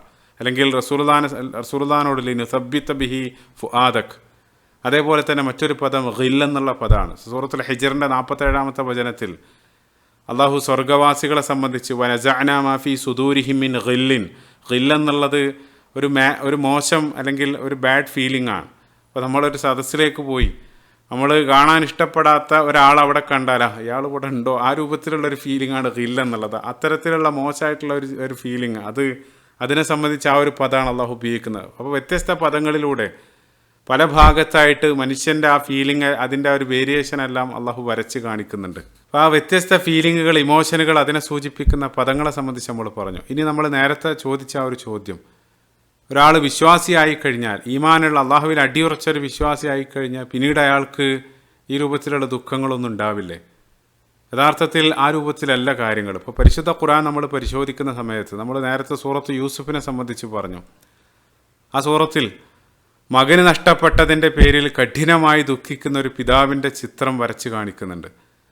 എത്രത്തോളം എന്ന് വെച്ചാൽ നേരത്തെ പറഞ്ഞ ആയത്തിൽ 84-ാമത്തെ ആയത്തിൽ ആ ദുഃഖം കാരണം യാ അസഫ അല യൂസുഫ് വബിയല്ലത്ത് ഐനാഹു മിനൽ ഹുസുൻ, അദ്ദേഹത്തിൻ്റെ ആ കാഴ്ച വരെ നഷ്ടപ്പെട്ടതിനെ സംബന്ധിച്ച് അള്ളാഹു പറയുന്നുണ്ട്. അപ്പോൾ ശക്തമായിട്ടുള്ള മാനസിക ദുഃഖം ശരീരത്തെ ബാധിക്കാണ്, സൈക്കോസൊമാറ്റിക് എന്നല്ല നമ്മൾ പറയാറുണ്ട്. അപ്പോൾ അവിടെ നമുക്കുള്ള മാതൃക ആ രൂപത്തിൽ കഠിനമായിട്ടുള്ള വിഷമത്തിലൂടെ കടന്നു പോകുന്ന സമയത്തും അള്ളാഹിനെ സംബന്ധിച്ചുള്ള നല്ല ചിന്ത, അതേപോലെ തന്നെ വീണ്ടും ആ സന്താനത്തെ നഷ്ടപ്പെടുന്ന സമയത്ത് പോലും അദ്ദേഹം അങ്ങോട്ട് മക്കളെ ഉപദേശിക്കുന്നുണ്ട്. 87-ാമത്തെ വചനത്തിൽ വലാ തൈഅസൂ മിർ റൗഹില്ല, നിങ്ങൾ അള്ളാഹിൻ്റെ ആ ഒരു അള്ളാഹുവിൽ നിന്നുള്ള ആശ്വാസത്തെ സംബന്ധിച്ച് നിങ്ങൾ നിരാശപ്പെടരുത്, നിങ്ങൾ പ്രതീക്ഷ കൈവടിയരുതെന്ന് മക്കളോട് അങ്ങോട്ട് ഉപദേശിക്കുന്ന ആ പിതാവിൻ്റെ ചിത്രവും അതേ സൂറത്ത് കാണിച്ചു തരുന്നുണ്ട്. അപ്പോൾ ദുഃഖം ഉണ്ടാകും, ആ സമയത്ത് ഹുസ്നുൽ ദന്ന ബില്ലാ, അള്ളാഹുവിനെ സംബന്ധിച്ച് നല്ലത് ചിന്തിക്കുക, നിരാശപ്പെടരുത് എന്നുള്ള ഒരു മാതൃകയാണ്. അതേപോലെ റസൂലുള്ളാഹി സ്വല്ലല്ലാഹു അലൈഹി വസല്ലമയുടെ ജീവിതത്തിലും കഠിനമായിട്ടുള്ള ദുഃഖങ്ങൾ അനുഭവിക്കേണ്ടി വന്ന സമയത്ത് അള്ളാഹു നൽകുന്ന ആശ്വാസ വാക്കുകൾ പരിശുദ്ധ ഖുർആൻ്റെ പല ഭാഗത്തും കാണാൻ സാധിക്കും. നേരത്തെ നമ്മൾ പറഞ്ഞു സൂറത്തുൽ കഹ്ഫിൻ്റെ 6-ാമത്തെ ആയത്തിൽ ഫലഅല്ലക ബാഖിഉൻ നഫ്സക അലാ ആസാരിഹിം, ഇത്തരത്തിലുള്ള നിരവധി ആയത്തുകൾ. അതേപോലെ റസൂലുള്ളാഹിൻ്റെ സന്താനം ആ കൈകളിൽ കിടന്ന് ആ പെടഞ്ഞ് മരിച്ച സമയത്ത് ഇബ്രാഹിം റളിയല്ലാഹു അൻഹു റസൂലുള്ളാഹി പറയുന്നുണ്ട് ഇന്നൽ ഐന ലതദ്മഅ വ ഇന്നൽ ഖൽബ ലയഹ്സൻ, എൻ്റെ ഹൃദയം നോവുന്നുണ്ട്, കണ്ണുകൾ നിറയുന്നുണ്ട്, പക്ഷേ എങ്കിലും അള്ളാഹിൻ്റെ വിധിയിലുള്ള ആ തൃപ്തി. സീറ നമ്മൾ പരിശോധിക്കുന്ന സമയത്ത് സീറയിൽ ഒരു വർഷം തന്നെ അറിയപ്പെടുന്നത് ആമുൽ ഹുസ്ൻ എന്നുള്ള ദുഃഖവർഷം എന്നുള്ള പേരിൽ ഒരു വർഷം തന്നെ കടന്നു വരുന്നുണ്ട്. റസൂലുള്ളാഹിക്ക് പ്രിയപ്പെട്ട ആളുകൾ നഷ്ടപ്പെട്ട ആ ഒരു വർഷം. മറ്റൊരു കാര്യം എന്താണെന്ന് വെച്ചാൽ, അപ്പോൾ നമ്മൾ ചിന്തിക്കുകയാണെങ്കിൽ ഭൂരിപക്ഷം സീറ പണ്ഡിതന്മാരുടെ അഭിപ്രായത്തിൽ അതേ വർഷം തന്നെയാണ് ഇസ്രാ മിറാജ് സംഭവിക്കുന്നത്. അത് ഏറ്റവും പ്രധാനപ്പെട്ട ഒരു സംഭവമാണ്. അത് ആ ഒരു വർഷം നടന്നിട്ട് ആ ഒരു വർഷത്തെ ചരിത്രകാരന്മാർ രേഖപ്പെടുത്തുന്നത് ആമുൽ മിറാജ് എന്നുള്ള പേരിലല്ല, മറിച്ച് ആമുൽ ഹുസ്ൻ എന്നുള്ള പേരിലാണ്. കാരണം അത്രയേറെ റസൂലുള്ളാഹി അതിൻ്റെ പേരിൽ വിഷമിക്കുന്നുണ്ട്. അപ്പോൾ വിഷമം എന്നുള്ളത് ആ ഒരു വികാരം സ്വാഭാവികമാണ്. അതേപോലെ ലോകവിശ്വാസിനികൾക്ക് മുഴുവൻ മാതൃകയായിട്ട് പരിശുദ്ധ ഖുർആൻ പേരെടുത്ത് പറയുന്ന ഏക സ്ത്രീ ഈസാ നബി അലൈഹി സ്വലാത്തു വസ്സലാമയുടെ മാതാവ് മറിയം സലാമുൻ അലൈഹ, അവരുടെ ആ ചരിത്രം പറഞ്ഞ സമയത്തും കഠിനമായിട്ടുള്ള പരീക്ഷണങ്ങളിലൂടെ കടന്നു പോകേണ്ടി വന്ന സമയത്ത് അവരുടെ ആ ദുഃഖം, അവരനുഭവിക്കേണ്ടി വന്ന പ്രയാസം അവരുടെ പദങ്ങളിലൂടെ അള്ളാഹു കാണിച്ചു തരുന്നുണ്ട്. സൂറത്ത് മറിയമിൻ്റെ 23-ാമത്തെ വചനത്തിൽ യാലൈതനി മിത്തു ഖബല ഹാദ വകുൻതു നസിയൻ മൻസിയ, ആ ജനങ്ങൾ അവിടെയുള്ള ആളുകൾ അഭിമുഖീകരിക്കുന്നതിന് മുമ്പ് ഞാൻ മരണപ്പെട്ടിരുന്നെങ്കിൽ ആ രൂപത്തിൽ അവർ പറയുന്നുണ്ട്. അപ്പം ഇതെല്ലാം ഒരാൾ, ഈമാനുള്ള ഒരാളും അത്തരത്തിലുള്ള വിഷമത്തിലൂടെ കടന്നു പോകേണ്ടി വരും. അതിനുള്ള നിരവധി ഉദാഹരണങ്ങളാണ് പരിശുദ്ധ ഖുർആനിലും സുന്നത്തിലെല്ലാം നമ്മൾ കാണുന്നത്. ദുഃഖം മാത്രമല്ല, ഭയം എന്നുള്ള ഒരു വികാരത്തിൻ്റെ കാര്യത്തിലും. ഇപ്പോൾ മൂസാ നബി അലൈഹി സ്വലാത്തു വസ്സലാമയുടെ ചരിത്രം പറയുന്ന പല സ്ഥലത്തും മൂസാ നബി ആ ഭയപ്പെടുന്നതായിട്ടും അള്ളാഹു ലാ തഖഫ് ഇന്നക അൻതൽ അല, അള്ളാഹു ആശ്വസിപ്പിക്കുന്നതായിട്ടെല്ലാം ആ ചരിത്രത്തിലുടനീളം കാണാൻ സാധിക്കും. അപ്പോൾ ഇതെല്ലാം നമുക്ക് കാണിച്ചു തരുന്നത് എത്ര വലിയ ഈമാനുള്ള ആളുകൾക്കും അത്തരം വികാരങ്ങൾ, ദുഃഖവും ഭയവും എല്ലാം ജീവിതത്തിൽ വരാം. ആ ദുഃഖത്തിലൂടെ കടന്നു പോവുക അല്ലെങ്കിൽ ദുഃഖിക്കുക എന്നുള്ളത് അത് ഈമാൻ്റെ കുറവായിട്ട് ആ രൂപത്തിൽ തെറ്റിദ്ധരിക്കരുത് എന്നുള്ളതാണ്. അപ്പോൾ അത് സ്വാഭാവികമായിട്ട് വരുന്ന വികാരങ്ങളാണ്. അതേസമയം അവരിലെല്ലാം നമുക്കുള്ള ഏറ്റവും വലിയ മാതൃക അത്തരം സാഹചര്യങ്ങളോട് അവർ നടത്തുന്ന പ്രതികരണങ്ങളാണ്. അതിലാണ് നമുക്കുള്ള മാതൃക. അപ്പോൾ അത് പരിശുദ്ധ ഖുർആനിലും മനുഷ്യൻ്റെ ഡീഫോൾട്ട് സെറ്റിങ്ങിനെ സംബന്ധിച്ച് അള്ളാഹു പറഞ്ഞത് സൂറത്ത് ബലദിൻ്റെ 4-ാമത്തെ വചനത്തിൽ ലഖദ് ഖലഖ്നൽ ഇൻസാന ഫീ കബദ്, പ്രയാസങ്ങൾ അല്ലെങ്കിൽ ക്ലേശങ്ങൾ സഹിക്കേണ്ട നിലയിലാണ് മനുഷ്യനെ സൃഷ്ടിച്ചത്. സമാനമായിട്ട് സൂറത്ത് മആരിജിൻ്റെ 19-ാമത്തെ വചനത്തിലും ഇന്നൽ ഇൻസാന ഖുലിഖ ഹലൂഅ ഇദാ മസ്സഹു ശർറു ജസൂഅ, അള്ളാഹു പറയുന്നത് പ്രയാസങ്ങൾ അല്ലെങ്കിൽ തിന്മകൾ ബാധിച്ചാൽ അങ്ങേയറ്റം അസ്വസ്ഥനാകുന്ന, പൊറുതിമുട്ടുന്ന നിലയിലാണ് മനുഷ്യനെ സൃഷ്ടിച്ചത് എന്നുള്ളതാണ്. കാരണം ദുനിയാവ് ആ രൂപത്തിൽ തന്നെയാണ്. ദുനിയാവ് ഒരു പരീക്ഷണ സങ്കേതമാണ്. ലിയബ്ലുവക്കും അയ്യുക്കും അഹ്സനു അമല, ആ ഒരു പരീക്ഷണ സങ്കേതമാണ്. അതിൽ പല രൂപത്തിലായിട്ട് ഇപ്പോൾ സൂറത്ത് ഫുർഖാൻ്റെ 20-ാമത്തെ വചനത്തിൽ വജഅൽനാ ബഅളക്കും ലിബഅളിൻ ഫിത്ന അതസ്ബിറൂൻ, അള്ളാഹു ചോദിക്കുന്നുണ്ട് നിങ്ങളിൽ ഒരു വിഭാഗം മറ്റൊരു വിഭാഗത്തിന് പരീക്ഷണ ഫിത്നയാണെന്നുള്ളതാണ്. ചില ആളുകൾക്ക് അള്ളാഹു നൽകി, സമ്പത്തും സന്താനങ്ങളെല്ലാം നൽകി പരീക്ഷിക്കും, ചില ആളുകൾക്ക് നൽകാതെയും. ചില ആളുകൾക്ക് ലഭിച്ച ഒരേ അനുഗ്രഹം അത് മറ്റൊരാൾക്ക് അതേ അനുഗ്രഹം പരീക്ഷണമായിട്ട് മാറാറുണ്ട്. ഇപ്പോൾ നിരവധി ആളുകൾ സന്താനങ്ങളില്ലാതെ വിഷമിക്കുന്ന ആളുകളുണ്ട്. പക്ഷേ അതേ സന്താനങ്ങൾ കൊണ്ട് ഏറ്റവും വലിയ തലവേദന അനുഭവിക്കുന്ന പരീക്ഷണത്തിലൂടെ കടന്നു പോകുന്ന ആളുകളുണ്ട്. അപ്പോൾ ഒരേ അനുഗ്രഹം തന്നെ അത് വ്യത്യസ്ത രൂപത്തിൽ ഒരാൾക്ക് അനുഗ്രഹവും പരീക്ഷണമായിട്ട് മാറാണ്. വജഅൽനാ ബഅളക്കും ലിബഅളിൻ ഫിത്ന, അപ്പോൾ ആ രൂപത്തിൽ ആ ഒരു ഫ്ലക്ച്വേഷൻ, ആ ഒരു അപ്പ് ആൻഡ് ഡൗൺ അത് ദുനിയാവിലുടനീളം ഉണ്ടാകും എന്നുള്ളത്. അതല്ലാതെ സ്ഥിരമായിട്ടൊരു ഹാപ്പിനെസ് അല്ലെങ്കിൽ ആ ഒരു സ്ഥിരത അത് ദുനിയാവിൽ ഒരാൾക്ക് കൈവരിക്കാൻ കഴിയില്ല. അതിൻ്റെ സങ്കേതം അത് സ്വർഗ്ഗമാണ് എന്നുള്ളതാണ്. അപ്പോൾ ഒരു കുട്ടി ദുനിയാവിലേക്ക് ജനിച്ചു വീഴുന്നത് തന്നെ കരഞ്ഞുകൊണ്ടാണ്.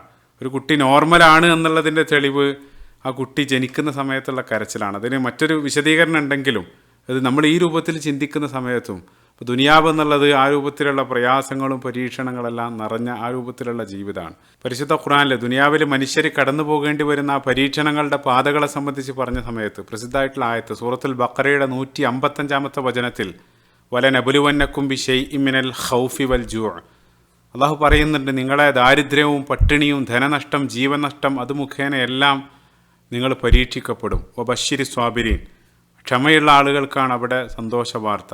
അപ്പോൾ അവിടെ നമ്മുടെ വിഷയമായിട്ടുള്ള ബന്ധം, അപ്പോൾ അവിടെ പരീക്ഷണങ്ങളെ സംബന്ധിച്ച് അള്ളാഹു പറഞ്ഞ സമയത്ത് ആദ്യമായിട്ട് പറയുന്നത് മിനൽ ഖൗഫ്, ഭയം മുഖേന പരീക്ഷിക്കപ്പെടും എന്നുള്ളത്. ഭയം എന്നുള്ളത് ഒരു ഇമോഷൻ അല്ലെങ്കിൽ ഒരു വികാരമാണ്.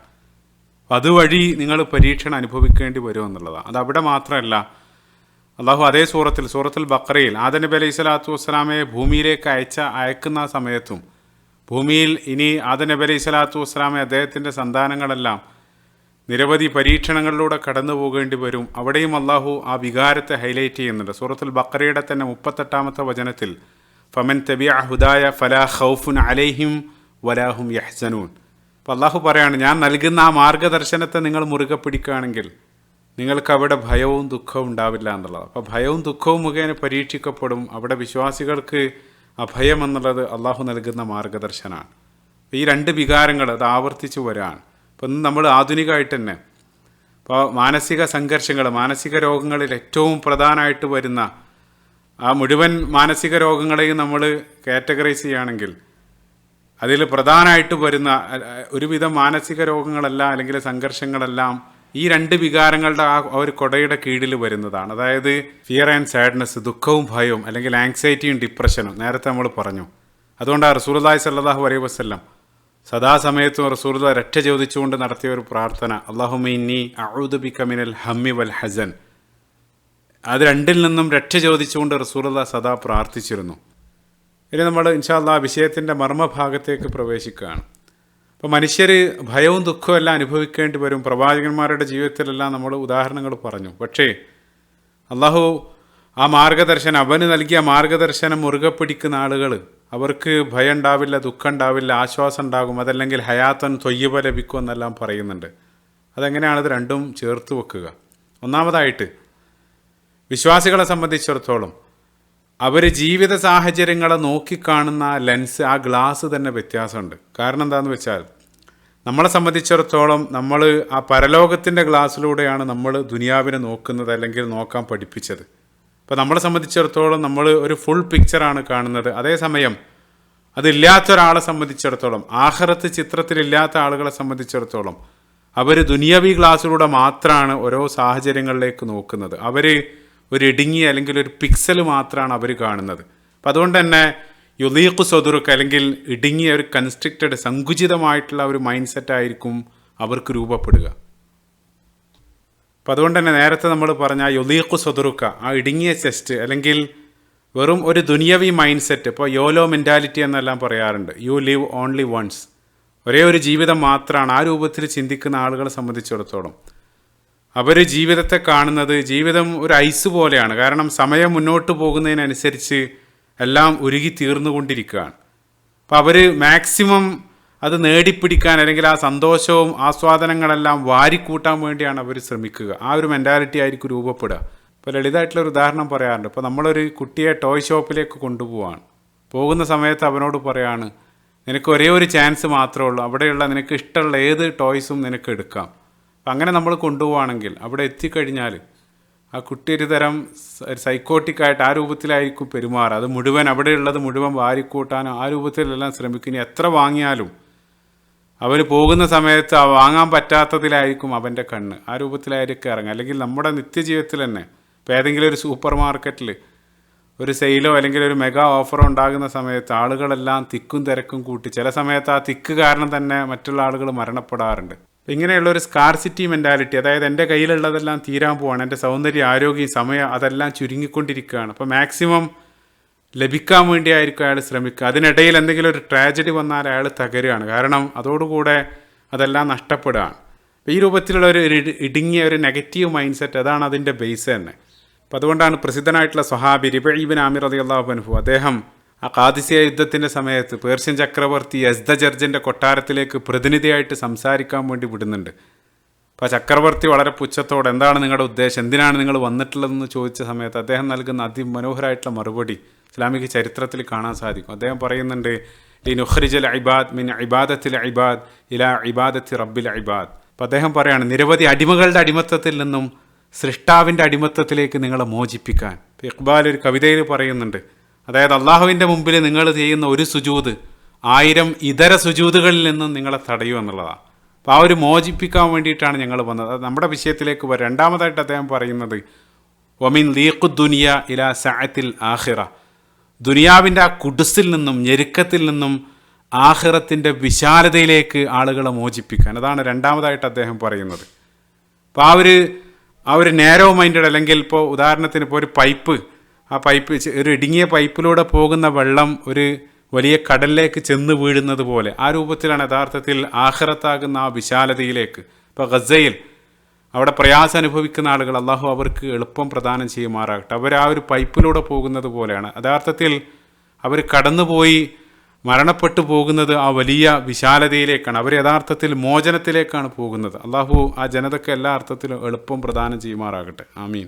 അപ്പോൾ ആ ഒരു പരലോക വിശ്വാസം എല്ലാ അർത്ഥത്തിലും മാനസികമായിട്ടും വലിയൊരു മോചനമാണ് നൽകുന്നത്. ഇപ്പോൾ ഓർക്കുന്നത് റസൂലുള്ളാഹി സ്വല്ലല്ലാഹു അലൈഹി വസല്ലമയുടെ പള്ളിയിൽ സ്ഥിരമായിട്ട് വരാറുള്ളൊരു വ്യക്തി, അദ്ദേഹം കുട്ടിയായിട്ടാണ് പോരുക. ആ കുട്ടി സദാസമയത്ത് ആ പള്ളിയിൽ ഓടിക്കളിക്കും. ആളുകൾക്കെല്ലാം, സ്വഹാബികളെല്ലാം ആ കുട്ടിയെ കളിപ്പിക്കും. ആ രൂപത്തിലായിരുന്നു. അങ്ങനെ ഒരിക്കൽ അയാളെ ആ കുട്ടിയും കാണുന്നില്ല. അപ്പോൾ ഉടനെ തന്നെ റസൂലുള്ളാഹി അന്വേഷിച്ചു, അയാളെവിടെ. അപ്പോൾ സ്വഹാബികൾ വിഷമത്തോടു കൂടെ അറിയിച്ചു, പ്രവാചകർ അദ്ദേഹത്തിൻ്റെ ആ കുട്ടി മരണപ്പെട്ടു. റസൂലുള്ളാഹി അറിഞ്ഞ ഉടനെ തന്നെ, എന്തുകൊണ്ട് നിങ്ങൾ പറഞ്ഞില്ല? അങ്ങനെ റസൂലുള്ളാഹി അയാളുടെ വീട്ടിലേക്ക് പോവാണ്. അപ്പോൾ വളരെ വിഷമാവസ്ഥയിൽ അദ്ദേഹം ഇരിക്കുകയാണ്. അപ്പോൾ റസൂലുള്ളാഹി അദ്ദേഹത്തെ ആശ്വസിച്ചുകൊണ്ട് പറഞ്ഞു, നിങ്ങൾ ഏതാണ് തിരഞ്ഞെടുക്കുക? നിങ്ങളും മോനും ഒരുപാട് കാലം ദുനിയാവിൽ ജീവിക്കും, പിന്നീട് ഏതെങ്കിലും ഒരാൾ മരണപ്പെടും, അതാണോ? അതല്ലെങ്കിൽ നിങ്ങളുടെ മകന് ഉടനെ തന്നെ മരണപ്പെട്ടു, ആ മകന് ഓൾറെഡി സ്വർഗത്തിൽ പ്രവേശിച്ചു കഴിഞ്ഞു, ഇനി നിങ്ങൾക്ക് വേണ്ടി ആ സ്വർഗത്തിൽ അവിടെ വെയിറ്റ് ചെയ്യുകയാണ്. നിങ്ങളില്ലാതെ ആ സ്വർഗത്തിലേക്ക് അവർ കയറില്ല. അവസാനം നിങ്ങൾ എത്തുന്ന സമയത്ത് അവർ നിങ്ങളെ കൈപിടിച്ചുകൊണ്ട് ആ സ്വർഗത്തിലേക്ക് പ്രവേശിക്കുകയാണ്. പിന്നീട് ശാശ്വതമായിട്ടുള്ള ജീവിതമാണ്. അതിലേതാണ് തിരഞ്ഞെടുക്കുന്നത്? അപ്പോൾ അദ്ദേഹം പറഞ്ഞു, എനിക്ക് രണ്ടാമത്തേത് മതി. റസൂലുള്ളാഹി ആ ഒരു സന്തോഷ വാർത്ത അവിടെ നൽകുകയാണ്. അതോടുകൂടെ ആ സാഹചര്യത്തെ പിന്നീട് അയാൾ നോക്കിക്കാണുന്നത് മറ്റൊരു രൂപത്തിലാണ്, മറ്റൊരു ഗ്ലാസ്സിലൂടെയാണ്. അപ്പോൾ അവിടെ വിശ്വാസികൾക്കും അവിശ്വാസികൾക്കും ഒരേ വിഷമ സാഹചര്യം മുന്നിൽ വരും. പക്ഷേ വിശ്വാസി ആ സാഹചര്യത്തെ നോക്കിക്കാണുന്ന ആ ഗ്ലാസ്, അതല്ലെങ്കിൽ ആ ഖുർആനും പ്രവാചക അധ്യാപനങ്ങളെല്ലാം അത്തരം ചൂടിൽ വിശ്വാസികൾക്കൊരു തണുപ്പായിട്ട് മാറും എന്നുള്ളതാണ്. ഇപ്പോൾ ചില ആളുകൾ ചോദിക്കാറുണ്ട്, എന്തുകൊണ്ടാണ് നല്ല ആളുകൾ ചീത്ത അനുഭവങ്ങളിലൂടെ കടന്നു പോകേണ്ടി വരുന്നത്? അവിടെയും നമ്മൾ ആ മത അധ്യാപനങ്ങളുടെ ആ ഗ്ലാസ് ധരിക്കുന്ന സമയത്ത് അത് നമ്മൾ ഏത് രൂപത്തിലാണ് നല്ലതും ചീത്തയും നമ്മൾ നിർവചിക്കുന്നത് എന്നതിനനുസരിച്ചായിരിക്കും അതിൻ്റെ ഉത്തരം എന്നുള്ളതാണ്. അതായത് ഇപ്പോൾ നമ്മൾ കേവലം നേരത്തെ പറഞ്ഞ ആ ദുനിയവി ആ നിർവചനത്തിലൂടെ മാത്രം നല്ലതും ചീത്തയും നമ്മൾ നിർവചിക്കുകയാണെങ്കിൽ തീർച്ചയായിട്ടും നല്ല ആളുകൾ ചീത്തത്തിലൂടെ കടന്നു പോകുന്നുണ്ട്. അതേസമയം റസൂലുള്ളാഹി സ്വല്ലല്ലാഹു അലൈഹി വസല്ലമയുടെ നിർവചനം അനുസരിച്ച് റസൂലുള്ളാഹി പറഞ്ഞത് നല്ല ആളുകൾ നല്ലതേ അനുഭവിക്കൂ, കാരണം അവർ അനുഭവിക്കുന്നതെല്ലാം നല്ലതിനാണ് എന്നുള്ളത്. നമ്മളെ സംബന്ധിച്ചിടത്തോളം നമ്മൾ നല്ലതിനും ചീത്തതിനും നമ്മൾ നൽകുന്ന ഡെഫിനിഷൻ അള്ളാഹു തൃപ്തിപ്പെടുന്നത് അല്ലെങ്കിൽ അള്ളാഹുവിനോട് അടുപ്പിക്കുന്നതെല്ലാം നല്ലതാണ്, അതല്ലെങ്കിൽ അള്ളാഹു ഇഷ്ടപ്പെടാത്ത അള്ളാഹുവിൽ നിന്നും അകറ്റുന്ന എല്ലാം ചീത്തയാണ്. അതാണ് നമ്മുടെ ഡെഫിനിഷൻ. അപ്പം അത് വെച്ച് നോക്കുന്ന സമയത്ത് റസൂലുള്ളാഹി പറഞ്ഞതുപോലെ വിശ്വാസികളുടെ കാര്യം എത്ര അത്ഭുതമാണ്, എല്ലാം അവന് നല്ലതാണ്. അത് വിശ്വാസികൾക്ക് മാത്രമുള്ള ഗ്ലാസ്സാണ്. റസൂലുള്ളാഹി ഹദീസിൽ പറയുന്നുണ്ട്, അവർക്ക് ലഭിച്ചു കഴിഞ്ഞാൽ അവർ ശുക്റും, നഷ്ടപ്പെട്ട് കഴിഞ്ഞാൽ സബറും, അത് രണ്ടും ആയിരിക്കും അവരുടെ റെസ്പോൺസ്. അത് രണ്ടും അവന് ഹൈറായിട്ട് മാറാണ്. അങ്ങനെ ചിന്തിക്കുന്ന സമയത്ത് നമ്മളെ ബാധിക്കുന്നതെല്ലാം നല്ലതിനാണ്. അത് ശാരീരികമാകട്ടെ മാനസികമാകട്ടെ. റസൂലുള്ളാഹി മറ്റൊരു ഹദീസിലും പറയുന്നുണ്ട്, മാ യുസീബുൽ മുസ്ലിമ മിൻ നസബിൻ വലാ ഹമ്മിൻ വലാ ഹുസ്നിൻ, അതായത് ഒരു മുസ്ലിമിനെ ബാധിക്കുന്ന അവൻ്റെ രോഗങ്ങൾ, അതേപോലെ തന്നെ ഹമ്മ്, അവൻ്റെ ആങ്സൈറ്റി, വിഷമം, അതേപോലെ തന്നെ ഹുസ്ന്, ഡിപ്രഷൻ, ഇതെല്ലാത്തിനും അവന് പ്രതിഫലം അള്ളാഹു നൽകുമെന്നുള്ളതാണ്. എത്രത്തോളം എന്ന് വെച്ചാൽ ഹത്താ ഷൗക്കത്തു യുഷാക്കുഹ, അവനെ ഒരു മുള്ള് തറക്കുന്ന സമയത്ത്, ആ മുള്ള് തറക്കുന്ന സമയത്ത് അവനെ അനുഭവിക്കുന്ന വേദനയ്ക്ക് വരെ അള്ളാഹു അവന് പ്രതിഫലം നൽകുമെന്ന് റസൂലുള്ളാഹി പഠിപ്പിക്കുകയാണ്. മുൻഗാമികളുടെ സലഫ് സാലികളിൽപ്പെട്ട ഒരു വനിത, അവരുടെ കൈമുറിഞ്ഞ സമയത്ത് അവർ ചിരിക്കുകയാണ്, സന്തോഷിക്കുകയാണ്. വിപരീതമായിട്ടുള്ള റെസ്പോൺസാണ്. ആളുകൾ കാര്യം അന്വേഷിച്ച സമയത്ത് അവർ പറഞ്ഞ മറുപടി ഹലാവത്തു അജ്രിഹ അൻസത്തിനി മറാറത്തു ഖത്ഇഹ, ആ പ്രതിഫലത്തിൻ്റെ ആ ഒരു മാധുര്യം ആ വേദനയുടെ കയ്പിനെ മരവിപ്പിച്ച് അതിനെ സെഡേറ്റ് ചെയ്തു എന്നുള്ളതാണ്. ആ രൂപത്തിലാണ്. അപ്പോൾ വിശ്വാസികളും അവിശ്വാസികളും ഒരേ സാഹചര്യത്തിലൂടെ കടന്നു പോകേണ്ടി വരും. പക്ഷേ വിശ്വാസി ആ സാഹചര്യത്തെ നോക്കുന്നത് മറ്റൊരു ക്ലാസ്സിലൂടെയാണ്. അവരുടെ ആ ഒരു പെർസ്പെക്റ്റീവ് മാറാണ്. ഈ ഒരു മെത്തേഡ് ഇപ്പോൾ മോഡേൺ സൈക്കോളജിയിൽ OCD പോലെയുള്ള രോഗങ്ങൾക്ക് CR കോഗ്നിറ്റീവ് റീസ്ട്രക്ചറിങ് തെറാപ്പി അവർ നിർദ്ദേശിക്കാറുണ്ട്. അതുവഴി അത് അനുഭവിക്കുന്ന ആളുടെ ആ ഒരു തിങ്കിങ് പാറ്റേൺ അവർ മാറ്റുകയാണ്. അതായത് ഒരേ സാഹചര്യത്തെ മറ്റൊരു രൂപത്തിൽ നോക്കിക്കാണാൻ വേണ്ടി അവർ പഠിപ്പിക്കുകയാണ്. അപ്പോൾ നമ്മൾ പകുതി വെള്ളമുള്ള ഒരു ഗ്ലാസ് നോക്കി അത് ഹാഫ് ഫുള്ള് ഹാഫ് എംറ്റി രണ്ട് രൂപത്തിൽ നോക്കിക്കാണാൻ സാധിക്കും. അതിൽ ഒപ്റ്റിമിസ്റ്റിക് ആയിട്ടുള്ള ശുഭാപ്തി വിശ്വാസമുള്ള ആളുകൾ അത് പകുതി ഫുള്ളാണെന്ന് ആ രൂപത്തിലായിരിക്കും അവർ മറുപടി പറയാന്നുള്ളത്. ആ രൂപത്തിൽ നോക്കാൻ വേണ്ടി ആളുകളെ പഠിപ്പിക്കുക എന്നുള്ളത്. അപ്പോൾ റസൂലുള്ളാഹി സ്വല്ലല്ലാഹു അലൈഹി വസല്ലം പനി പിടിച്ച് ശക്തമായിട്ടുള്ള കഠിനമായിട്ടുള്ള പനി അനുഭവിക്കുന്ന ഒരാൾ ആ പനിയെ ശപിച്ച സമയത്ത് റസൂലുള്ളാഹി സ്വല്ലല്ലാഹു അലൈഹി വസല്ലം ഉടനെ തന്നെ അദ്ദേഹത്തെ നിർദ്ദേശിക്കുന്നുണ്ട്, ആ പനിയെ നിങ്ങൾ പഴിക്കരുത്, അതൊരു അനുഗ്രഹമാണ്. കാരണം ആ പനി കാരണം നിങ്ങളുടെ തെറ്റുകൾ, നിങ്ങളുടെ പാപങ്ങൾ പൊറുക്കപ്പെടാൻ കാരണമായിട്ട് മാറുന്ന റസൂലുള്ളാഹി അദ്ദേഹത്തെ പഠിപ്പിക്കുന്നുണ്ട്. അതുവഴി അയാൾ അതിനെ നോക്കിക്കാണുന്ന രീതി മാറുകയാണ്. അപ്പോൾ ആ രൂപത്തിൽ നിരവധി നിർദ്ദേശങ്ങൾ സുന്നത്തിലുടനീളം കാണാൻ സാധിക്കും. അപ്പോൾ ഒന്നാമതായിട്ട് ആ മരണാനന്തര ജീവിതത്തിലുള്ള വിശ്വാസം, അല്ലെങ്കിൽ റസൂലുള്ളാഹി സ്വല്ലല്ലാഹു അലൈഹി വസല്ലമയുടെ ഇത്തരം നിർദ്ദേശങ്ങളെല്ലാം ഒരേ സാഹചര്യത്തെ മറ്റൊരു രൂപത്തിൽ നോക്കിക്കാണാൻ വേണ്ടി നമ്മളെ പഠിപ്പിക്കുകയാണ്. രണ്ടാമതായിട്ട് വിശ്വാസികൾക്ക് ലഭിച്ച ഏറ്റവും വലിയൊരു സൗഭാഗ്യം അവരുടെ ജീവിതത്തിനൊരു ദിശാബോധം, ഒരു ലക്ഷ്യബോധം, ഒരു പർപ്പസും മീനിങ്ങും ഉണ്ട് എന്നുള്ളതാണ്. അതില്ലാത്ത ഒരാളുകൾക്ക് അതിൻ്റെ ഒരു പ്രയാസം മനസ്സിലാകുള്ളൂ. ഇപ്പോൾ നമ്മളൊരാൾ ഒരു ബസ്സിലിരിക്കുകയാണ്, അയാൾ എന്തിനാണ് ആ ബസ്സിൽ കയറിയത്, എങ്ങോട്ടാണ് പോകുന്നത്, അതിനെ സംബന്ധിച്ചൊന്നും ഒരു ധാരണയില്ലാതെ യാത്ര ചെയ്യുന്ന ഒരാളെ സംബന്ധിച്ചും, അതേസമയം വളരെ കൃത്യമായിട്ടുള്ളൊരു ലക്ഷ്യബോധ ഡെസ്റ്റിനേഷനെ സംബന്ധിച്ചുള്ളൊരു ബോധ്യത്തോടു കൂടി അതിൽ യാത്ര ചെയ്യുന്നതും രണ്ടും വ്യത്യാസമുണ്ട്. രണ്ട് മൈൻഡ് സെറ്റാണ്.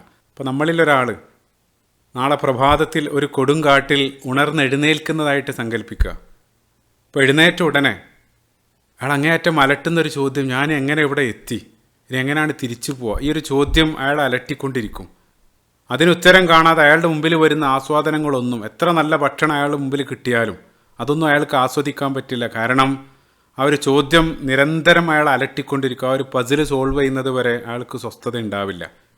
ആ ഒരു ബേസിക് ക്വസ്റ്റ്യന് നമ്മളെക്കാൾ ഉത്തരമുള്ള മറ്റാരും ഈ ഭൂമിയിലില്ല എന്നുള്ളത്. കാരണം വളരെ കൃത്യമായിട്ട് അന്ന ഇലാ റബ്ബിക്കൽ മുൻതഹ, അള്ളാഹുവിൽ നിന്ന് ആരംഭിച്ച് അള്ളാഹുവിലേക്ക് മടങ്ങിക്കൊണ്ടിരിക്കുന്നവരാണ് നമ്മൾ. അപ്പോൾ ആ പർപ്പസിനെ സംബന്ധിച്ച്, മീനിങ്ങിനെ സംബന്ധിച്ച് കൃത്യമായിട്ടുള്ള ബോധ്യം, ഉത്തരം നമ്മുടെ കയ്യിലുണ്ട്. അതുകൊണ്ട് തന്നെ അത് വലിയൊരു ആശ്വാസമാണ് നമുക്ക് നൽകുന്നത്. അപ്പോൾ ആ ലാക്ക് ഓഫ് പർപ്പസ്, ആ ജീവിതത്തിന് ആ പർപ്പസ് അല്ലെങ്കിൽ ആ മീനിങ് ഇല്ലാതെയാകുന്നത് വലിയ ദുരന്തമാണ്. അടുത്ത് വായിച്ചൊരു പഠനം ഓർക്കുന്നത്, അപ്പോൾ അതിൽ ലോകത്തുള്ള 132ഓളം വ്യത്യസ്ത രാജ്യങ്ങളിലുള്ള 1,40,40,000 ആളുകളെ പങ്കെടുപ്പിച്ചിട്ടുള്ള വിപുലമായിട്ടുള്ളൊരു പഠനം. അപ്പോൾ ആ പഠനത്തിൻ്റെ സമ്മറിയിൽ അവർ സൂചിപ്പിക്കുന്നത് ലോകത്തെ ഏറ്റവും വികസിത രാജ്യങ്ങളിലുള്ള ആളുകളാണ് ഏറ്റവും കൂടുതൽ സന്തുഷ്ടർ, അവരാണ് ഏറ്റവും കൂടുതൽ ഹാപ്പിനെസ്, സന്തോഷം അനുഭവിക്കുന്നത്. പക്ഷേ അതിൻ്റെ ഒരു വിരോധാഭാസം എന്താണെന്ന് വെച്ചാൽ അതേ രാജ്യങ്ങളിൽ തന്നെയാണ് ഏറ്റവും കൂടുതൽ സൂയിസൈഡ് റേറ്റ് അല്ലെങ്കിൽ ആത്മഹത്യാ നിരക്കുള്ളത്. ഇപ്പോൾ ഹാപ്പിനെസ് ഇൻഡെക്സിലല്ല ഏറ്റവും മുകളിലുള്ള ഇപ്പോൾ ഫിൻലാൻഡ്, സ്കാൻഡിനേവിയ രാജ്യങ്ങളിൽപ്പെട്ട ഫിൻലാൻഡ് പോലെയുള്ള രാജ്യത്ത് അവിടെ സന്തോഷമുണ്ട്, പക്ഷേ ഏറ്റവും കൂടുതൽ ആത്മഹത്യ നടക്കുന്ന ഒരു രാജ്യം അതാണ്. അപ്പം അതിൻ്റെ കാരണം അവർ പറയുന്നത് അവർക്ക് ഭൗതിക സുഖങ്ങളിലേക്ക്, മെറ്റീരിയലായിട്ടുള്ള കാര്യങ്ങളിലേക്ക് കൂടുതൽ ആക്സസ് ഉണ്ട്, പക്ഷേ പർപ്പസ് അല്ലെങ്കിൽ മീനിങ് ഇല്ല എന്നുള്ളതാണ്. അപ്പോൾ ആ മീനിങ് എന്നുള്ളത് അത്രയേറെ പ്രാധാന്യം അർഹിക്കുന്നുണ്ട്. പ്രസിദ്ധനായിട്ടുള്ള അമേരിക്കൻ സൈക്കോളജിസ്റ്റ് അബ്രഹാം മോസ്ലോ, അദ്ദേഹത്തിൻ്റെ വളരെ പ്രസിദ്ധമായിട്ടുള്ള ഒരു ഹൈറാർക്കി ഓഫ് നീഡ്, ആവശ്യങ്ങളുടെ ഒരു പിരമിഡ് ഉണ്ട്. അപ്പോൾ അതിൽ അദ്ദേഹം മനുഷ്യജീവിതത്തിലെ മൊത്തം ആവശ്യങ്ങളെ ഒരു പിരമിഡിൻ്റെ രൂപത്തിൽ ചിത്രീകരിക്കുന്നുണ്ട്. അപ്പോൾ ആ പിരമിഡിന് ഏറ്റവും താഴെ വരുന്നത് മനുഷ്യൻ്റെ അടിസ്ഥാന ആവശ്യങ്ങളാണ്, ഫിസിയോളജിക്കൽ നീഡാണ്. നമ്മുടെ ഭക്ഷണം, വെള്ളം, ലൈംഗികത, ഉറക്കം, അത്തരം ആവശ്യങ്ങളാണ്. ആ അടിസ്ഥാന ആവശ്യങ്ങൾ ഒരാൾ കരസ്ഥമാക്കി കഴിഞ്ഞാൽ പിന്നീട് അടുത്ത സ്റ്റെപ്പിലേക്ക് പോകാൻ വേണ്ടി അയാൾ ശ്രമിക്കും. രണ്ടാമത്തെ സ്റ്റെപ്പ് എന്നുള്ളത് സേഫ്റ്റിയാണ്, സുരക്ഷിതത്വമാണ്. അയാൾ ഒരു ജോലി സമ്പാദിക്കാൻ വേണ്ടി, അതല്ലെങ്കിൽ പണം സ്വരൂപിക്കാൻ, സേവ് ചെയ്യാൻ വേണ്ടി എല്ലാം ശ്രമിക്കും. അതാണ് രണ്ടാമത്തെ സ്റ്റെപ്പ്. അത് നേടിക്കഴിഞ്ഞാൽ മൂന്നാമതായിട്ട് ലവ് ആൻഡ് ബിലോങ്ങിങ്, അതായത് അയാൾ ഫ്രണ്ട്ഷിപ്പ് അല്ലെങ്കിൽ ഫാമിലി ഇൻറ്റിമസി, ആ സ്നേഹം കരസ്ഥമാക്കാനുള്ള അത്തരത്തിലുള്ള കാര്യങ്ങളിലാണ് മൂന്നാമതായിട്ട് ശ്രമിക്കുക. നാലാമതായിട്ട് അതിൽ കടന്നു വരുന്നത് എസ്റ്റീം നീഡ്സ് ആണ്. അപ്പോൾ ആദ്യത്തെ മൂന്നും നീ സ്വന്തമാക്കി കഴിഞ്ഞാൽ പിന്നീട് നീ നിന്നെ അടയാളപ്പെടുത്താൻ വേണ്ടി ശ്രമിച്ചുകൊണ്ടിരിക്കും. ആ റെക്കഗ്നിഷൻ, പ്രൈസ്, അതായത് മറ്റുള്ള ആളുകളിൽ നിന്നും ഞാൻ വ്യത്യസ്തനാകണം, ആളുകൾ എന്നെ ശ്രദ്ധിക്കപ്പെടണം. അപ്പോൾ ഒരു ഗ്രൂപ്പ് ഫോട്ടോ നമ്മുടെ മുമ്പിൽ കൊണ്ടുവന്നാൽ നമ്മൾ ആദ്യം നോക്കുക നമ്മളെങ്ങനെയുണ്ട് എന്നുള്ളതാണ്. ആ രൂപത്തിലാണ്. അപ്പോൾ മറ്റുള്ള ആളുകളുടെ ആ സ്നേഹം അല്ലെങ്കിൽ ആ റെസ്പെക്റ്റ് എല്ലാം പിടിച്ചു പറ്റാൻ വേണ്ടി ശ്രമിക്കും. അതാണ് നാലാമതായിട്ട് പറയുന്നത്. ആ പിരമിഡിൻ്റെ ഏറ്റവും ടോപ്പിൽ അഞ്ചാമതായിട്ട് സെൽഫ് ആക്ച്വലൈസേഷനാണ്. അതായത് ഒരാൾ അയാളുടെ ഫുൾ പൊട്ടൻഷ്യലിലേക്ക് എത്തുന്ന, അയാളുടെ സ്വന്തം കഴിവെല്ലാം തിരിച്ചറിഞ്ഞ് അയാളുടെ ബെസ്റ്റ് വെർഷൻ അയാൾ കണ്ടെടുക്കുന്ന അവസ്ഥ, അതാണ് ഏറ്റവും ആ പിരമിഡിൻ്റെ മുകളിൽ വരുന്നത്. ഇതാണ് മനുഷ്യൻ്റെ ആവശ്യങ്ങളുടെ ആ ഒരു ഹൈറാർക്കിയായിട്ട് അദ്ദേഹം അതിൽ വിശദീകരിക്കുന്നത്. അപ്പോൾ ഇതിലെ ഓരോ സ്റ്റെപ്പിലെയും ആവശ്യങ്ങൾ അവർ പൂർത്തീകരിക്കാൻ അല്ലെങ്കിൽ നേടിയെടുക്കാൻ വേണ്ടി ശ്രമിക്കും. ഒന്ന് ലഭിച്ചാൽ അടുത്ത പടി കയറും. അങ്ങനെ പടിപടിയായിട്ട് ആ പിരമിഡിൻ്റെ മുകളിലെത്തുന്നതോടുകൂടി അവൻ്റെ ആവശ്യങ്ങൾ മുഴുവൻ അവന് പൂർത്തീകരിക്കും എന്നുള്ള ഇതായിരുന്നു അദ്ദേഹത്തിൻ്റെ വിശദീകരണം. അപ്പോൾ അതിന് ആ തിയറിക്ക് ഏറ്റവും വലിയ വിമർശനമായിട്ട് വന്നത് ഇത് മാത്രമാണ് മനുഷ്യൻ്റെ ആവശ്യമെങ്കിൽ ഇതെല്ലാം ലഭിച്ചിട്ടും ചില ആളുകൾ ആത്മഹത്യ, സൂയിസൈഡ് ചെയ്യാറുണ്ട്. അതെന്തുകൊണ്ടാണ്? അതല്ലെങ്കിൽ എല്ലാം ലഭിച്ചിട്ടും മറ്റുള്ള ചില കാര്യങ്ങൾക്ക് വേണ്ടി അതെല്ലാം ആളുകൾ ത്യജിക്കാറുണ്ട്. അപ്പോൾ നമ്മൾ ഏറ്റവും ഇഷ്ടപ്പെടുന്ന, സ്നേഹിക്കുന്ന ഒരാൾക്ക് വേണ്ടി ആ പിരമിഡ് മൊത്തം തന്നെ ഉപേക്ഷിച്ച് ചില ആളുകൾ കടന്നു പോകാറുണ്ട്. അതെന്തുകൊണ്ടാണ് സംഭവിക്കുന്നത്? അപ്പോൾ ആ പിരമിഡിൽ അദ്ദേഹം സൂചിപ്പിക്കാത്ത പ്രധാനപ്പെട്ട എന്തോ ഒരു കാര്യം മിസ്സാകുന്നുണ്ട്.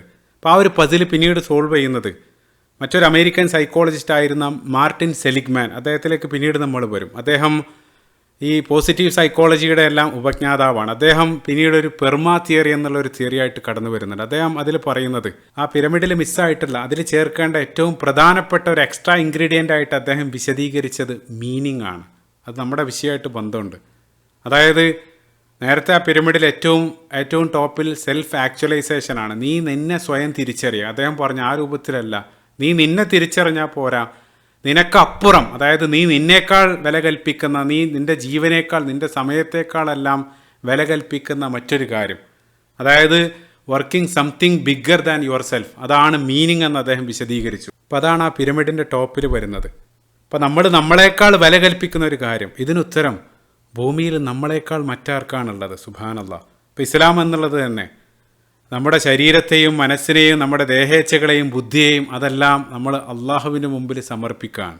അതേപോലെ തന്നെ റസൂലുള്ളാഹി സ്വല്ലല്ലാഹു അലൈഹി വസല്ലമയെ വിശ്വാസികൾ അവരുടെ ജീവനേക്കാൾ അവർ റസൂലുള്ളാഹിനെ സ്നേഹിക്കുകയാണ്. സൂറത്ത് തൗബയുടെ 24-ാമത്തെ വചനത്തിൽ അള്ളാഹു ഓരോ കാര്യങ്ങൾ എണ്ണിപ്പറഞ്ഞതിന് ശേഷം അഹബ്ബു ഇലൈക്കും മിൻ അല്ലാഹി വ റസൂലിഹി, എല്ലാത്തിനേക്കാൾ നമുക്ക് പ്രിയപ്പെട്ടത് അള്ളാഹുവും റസൂലാണ്. അപ്പം അതിനുവേണ്ടി നമ്മൾ ജീവിതത്തെ സമർപ്പിക്കുകയാണ്. മറ്റൊരു കാര്യം എന്താണെന്ന് വെച്ചാൽ, ഇപ്പോൾ ഞാൻ നേരത്തെ ഒരു പിരമിഡിനെ സംബന്ധിച്ച് പറഞ്ഞു, അത് ഇനി ഞാൻ പറയാൻ പോകുന്ന കാര്യങ്ങളായിട്ട് കണക്ട് ചെയ്യുക. ഇപ്പോൾ റസൂലുള്ളാഹി സ്വല്ലല്ലാഹു അലൈഹി വസല്ലം ആ മദീനയിലേക്ക് എത്തിയ ഉടനെ അവിടെ മുഴുവൻ ആളുകളെല്ലാം തടിച്ചുകൂടി അവർ വളരെ അങ്ങേയറ്റം ആകാംക്ഷയിൽ അവിടെ നിൽക്കുകയാണ്, റസൂലുള്ളാഹി എന്താ പറയാൻ പോകുന്നതെന്ന് ശ്രമിക്കാൻ വേണ്ടി. ആ സമയത്ത് റസൂലുള്ളാഹി പറയുന്നത് കേട്ട് അവിടെ ഉണ്ടായിരുന്ന ഒരു ജൂത റാബായി അബ്ദുല്ലാഹിബ്നു സലാം റളിയല്ലാഹു അൻഹു, അദ്ദേഹം ഇസ്ലാം എല്ലാം സ്വീകരിക്കുന്നുണ്ട്.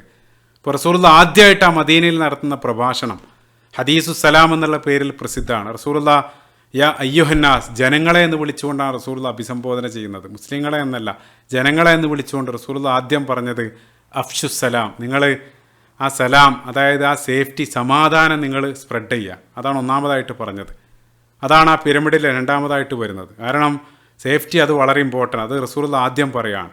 രണ്ടാമതായിട്ട് റസൂലുള്ളാഹി പറഞ്ഞത് അത്ഇമു ത്വആം, നിങ്ങൾ ആ ഭക്ഷണം നൽകുക എന്നുള്ളതാണ്. അത് നമ്മൾ പറഞ്ഞ ഫിസിയോളജിക്കൽ നീഡ്, മനുഷ്യൻ്റെ അടിസ്ഥാന ആവശ്യങ്ങൾ, ആ ഭക്ഷണം, അതിനെ സംബന്ധിച്ച് അവിടെ പറയുന്നുണ്ട്. അപ്പോൾ പരിശുദ്ധ ഖുർആനിൽ സൂറത്ത് ഖുറൈശിലും അല്ലദീ അത്അമഹും മിൻ ജൂഇൻ വ ആമനഹും മിൻ ഖൗഫ്, ആ രണ്ട് കാര്യങ്ങൾ അള്ളാഹു അവിടെയും പറയുന്നുണ്ട്.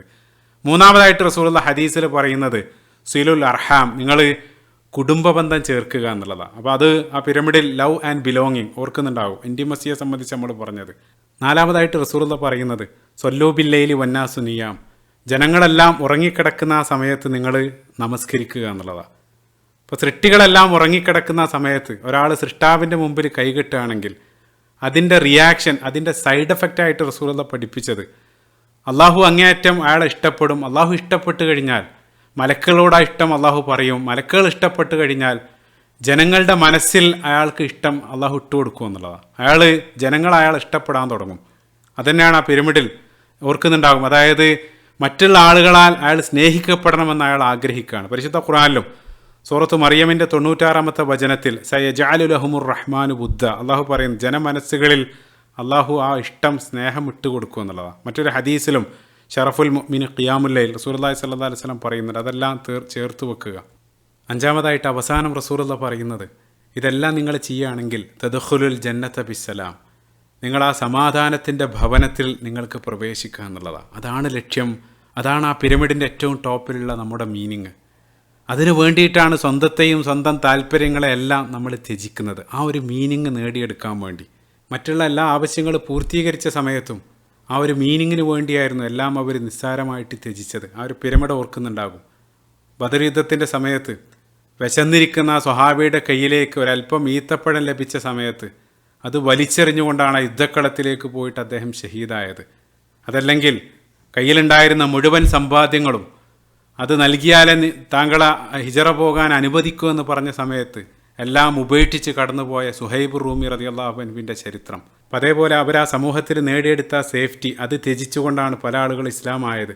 ഇസ്ലാം ആയതോടുകൂടി അവരുടെ മുഴുവൻ സേഫ്റ്റിയും നഷ്ടപ്പെടുകയാണ്. സ്വന്തം വീടും നാടും വരെ ഉപേക്ഷിച്ച് അവർക്ക് കടന്നു പോകേണ്ടി വരികയാണ്. പിന്നീട് നമ്മൾ ആ കുടുംബം, സ്നേഹത്തെ സംബന്ധിച്ചെല്ലാം പറഞ്ഞിരുന്നു. അതും നേടിയതിന് ശേഷം മണിയറയിൽ നിന്നും യുദ്ധക്കളത്തിലേക്ക് പോയ ഹൻദല റളിയല്ലാഹു അൻഹുവിൻ്റെ ഹൃദയസ്പർശിയായിട്ടുള്ള ചരിത്രം, ഗസീലുൽ മലായിക, അതെല്ലാം ത്യജിക്കുന്നത് ഈ ഒരു മീനിങ്ങിന് വേണ്ടിയാണ്. അതേപോലെ തന്നെ ആ പിരമിഡിൻ്റെ ഏറ്റവും ടോപ്പിൽ ആ സെൽഫ് ആക്ച്വലൈസേഷനെ സംബന്ധിച്ച് നമ്മൾ പറഞ്ഞു. അതായത് ഒരാൾ അയാളുടെ ആ മാക്സിമം പൊട്ടൻഷ്യൽ, അതായത് അയാളെ സ്വന്തം ഏറ്റവും അതിൻ്റെ മൂർധന്യാവസ്ഥ പ്രാപിക്കുന്ന ആ സമയം റസൂലുള്ളാഹി സ്വല്ലല്ലാഹു അലൈഹി വസല്ലം ആ സമൂഹത്തിൽ എല്ലാ അർത്ഥത്തിലും അൽ അമീൻ എന്ന സമൂഹം ഒന്നടങ്കം സാക്ഷ്യപ്പെടുത്തിയ ഏറ്റവും ഉന്നതാവസ്ഥയിൽ ഇരിക്കുന്ന സമയത്താണ് റസൂലുള്ളാഹി സ്വല്ലല്ലാഹു അലൈഹി വസല്ലം പിന്നീട് ഈ ഒരു മീനിങ്ങിന് വേണ്ടി അതെല്ലാം ത്യജിച്ച ആ സമൂഹത്തിൻ്റെ കുത്തുവാക്കുകളും ആക്ഷേപങ്ങളെല്ലാം റസൂലുള്ളാഹി കേൾക്കേണ്ടി വരാണ്. അപ്പോൾ അവരെല്ലാം അവരുപേക്ഷിക്കാൻ തയ്യാറായത് ആ ഒരു മീനിങ്ങിന് വേണ്ടിയായിരുന്നു. ഇപ്പോൾ ഭൂമിയാകുന്ന ആ വാഹനത്തിൽ ലക്ഷ്യബോധത്തോടുകൂടെ എവിടെ നിന്ന് ആരംഭിച്ച് എവിടെയാണ് ഡെസ്റ്റിനേഷൻ, അതിനെ സംബന്ധിച്ചുള്ള ഉത്തമ ബോധ്യത്തോടു കൂടെയാണ് നമ്മൾ യാത്ര ചെയ്തുകൊണ്ടിരിക്കുന്നത്. അപ്പോൾ നമ്മളെ സംബന്ധിച്ചിടത്തോളം നേരത്തെ പറഞ്ഞോ ആ സെൽഫ് ആക്ച്വലൈസേഷൻ എന്നുള്ളത്, ആ പർപ്പസ് എന്നുള്ളത് something bigger than our self, നമ്മളെക്കാൾ അപ്പുറത്തുള്ളതായിരിക്കണം നമ്മുടെ ലക്ഷ്യം. അപ്പോൾ അവിടെയും ഞാൻ ആദ്യം പറഞ്ഞ പരലോകം എന്നുള്ള ഒരു പോയിന്റിനെ ഇതുമായിട്ട് കണക്ട് ചെയ്യുന്ന സമയത്ത് നമ്മളെ സംബന്ധിച്ചിടത്തോളം നമ്മുടെ പർപ്പസ്, മീനിങ് എന്നുള്ളത് നമ്മുടെ ലൈഫിനപ്പുറം, നമുക്കപ്പുറമാണ് അള്ളാഹു വെച്ചിട്ടുള്ളത്. മരണാനന്തര ജീവിതമാണ്. അപ്പോൾ അതുകൊണ്ട് തന്നെ മരണം വരെ ഒരാൾക്ക് അത് കാരണം പ്രതീക്ഷയോടുകൂടെ നിരാശനാവാതെ ജീവിക്കാൻ അത് ഒരാളെ സഹായിക്കുകയാണ്. ഇപ്പോൾ എളുപ്പത്തിൽ മനസ്സിലാക്കാൻ, ഇപ്പോൾ നമ്മൾ ഒളിമ്പിക് സീസണിലാണ്. പോസ്റ്റ് ഒളിമ്പിക് ഡിപ്രഷനെ സംബന്ധിച്ച് അവർ പറയാറുണ്ട്. ഇപ്പോൾ വർഷങ്ങളുടെ കഠിന പ്രയത്നം കഴിഞ്ഞ് അവർ ഒളിമ്പിക് ഫീൽഡിലേക്ക് ഇറങ്ങുന്ന സമയത്ത് നിരവധി മീഡിയ അറ്റൻഷനും മറ്റെല്ലാം ലഭിച്ച് അതെല്ലാം നേടിയെടുത്തതിന് ശേഷം പിന്നീട് അവർ ആ ഒളിമ്പിക്സ് കഴിയുന്നതോടുകൂടെ കഠിനമായിട്ടുള്ളൊരു ഡിപ്രഷൻ സ്റ്റേജിലേക്ക് പോകും എന്നുള്ളതാണ്. അതിനെ അവർ ഉപമിക്കുന്നത് ഇപ്പോൾ ആകാശത്തൂടെ ആസ്വദിച്ച് വളരെ സ്മൂത്തായിട്ട് പറക്കുന്ന ഒരു വിമാനം പെട്ടെന്ന് മരുഭൂമിയിലെ ഒരു ക്രാഷ് ലാൻഡ് ചെയ്യുന്നത് പോലെയാണ്, ആ രൂപത്തിലാണ്. ഇപ്പോൾ ചില ഒളിമ്പിക് താരങ്ങൾ അവർ ഇൻ്റർവ്യൂവിലെല്ലാം പറയുന്നുണ്ട്, ആ മെഡലെല്ലാം നേടി വീട്ടിലെത്തിയതോടുകൂടെ പിന്നീട് വീട്ടിൽ കതകടച്ച് അവിടെ കരഞ്ഞ് ഒരാളെയും കാണാതെ ഭക്ഷണമൊന്നും കഴിക്കാതെ ജീവിതം തന്നെ ഉപേക്ഷിക്കാൻ വരെ ഞങ്ങൾക്ക് തോന്നിപ്പോയി എന്നുള്ള ആ രൂപത്തിലുള്ള ഡിപ്രഷൻ സ്റ്റേറ്റിലേക്ക് അവർ പോവുകയാണ്. കാരണം അവരുടെ മൊത്തം ലക്ഷ്യമെന്നുള്ളത് ഈ രൂപത്തിൽ ആ ഒരു മെഡൽ നേടുക എന്നുള്ളതാണ്. അത് കൈവരിക്കുന്നതോടുകൂടെ പിന്നീട് എല്ലാം നേടി വല്ലാത്തൊരു ഡിപ്രഷൻ സ്റ്റേജിലേക്ക് പോവുകയാണ്. അപ്പോൾ ലക്ഷ്യമെന്നുള്ളത് നമ്മളെ സംബന്ധിച്ചിടത്തോളം ലക്ഷ്യമെന്നുള്ളത് മരണത്തിനപ്പുറമാണ്. അപ്പോൾ അതുകൊണ്ട് തന്നെ മരണം വരെ അയാൾക്ക് പ്രതീക്ഷയോടെ ജീവിക്കാൻ അത് സഹായിക്കുകയാണ്. സുബ്ഹാനല്ലാഹ്. അപ്പോൾ മീനിങ്ങിനെ സംബന്ധിച്ച് വളരെ പ്രസിദ്ധനായിട്ടൊരു സൈക്കോളജിസ്റ്റ്, ന്യൂറോളജിസ്റ്റ് ആയിട്ടുള്ള വിക്ടർ ഫ്രാങ്ക്ലിൻ, അദ്ദേഹം മെൻ സെർച്ച് ഫോർ മീനിങ് എന്നുള്ള പ്രസിദ്ധമായിട്ടുള്ളൊരു ഗ്രന്ഥം രചിച്ചിട്ടുണ്ട്. അദ്ദേഹമാണ് ഈ ലോഗോ തെറാപ്പിയുടെ എല്ലാം ഉപജ്ഞാതാവ്.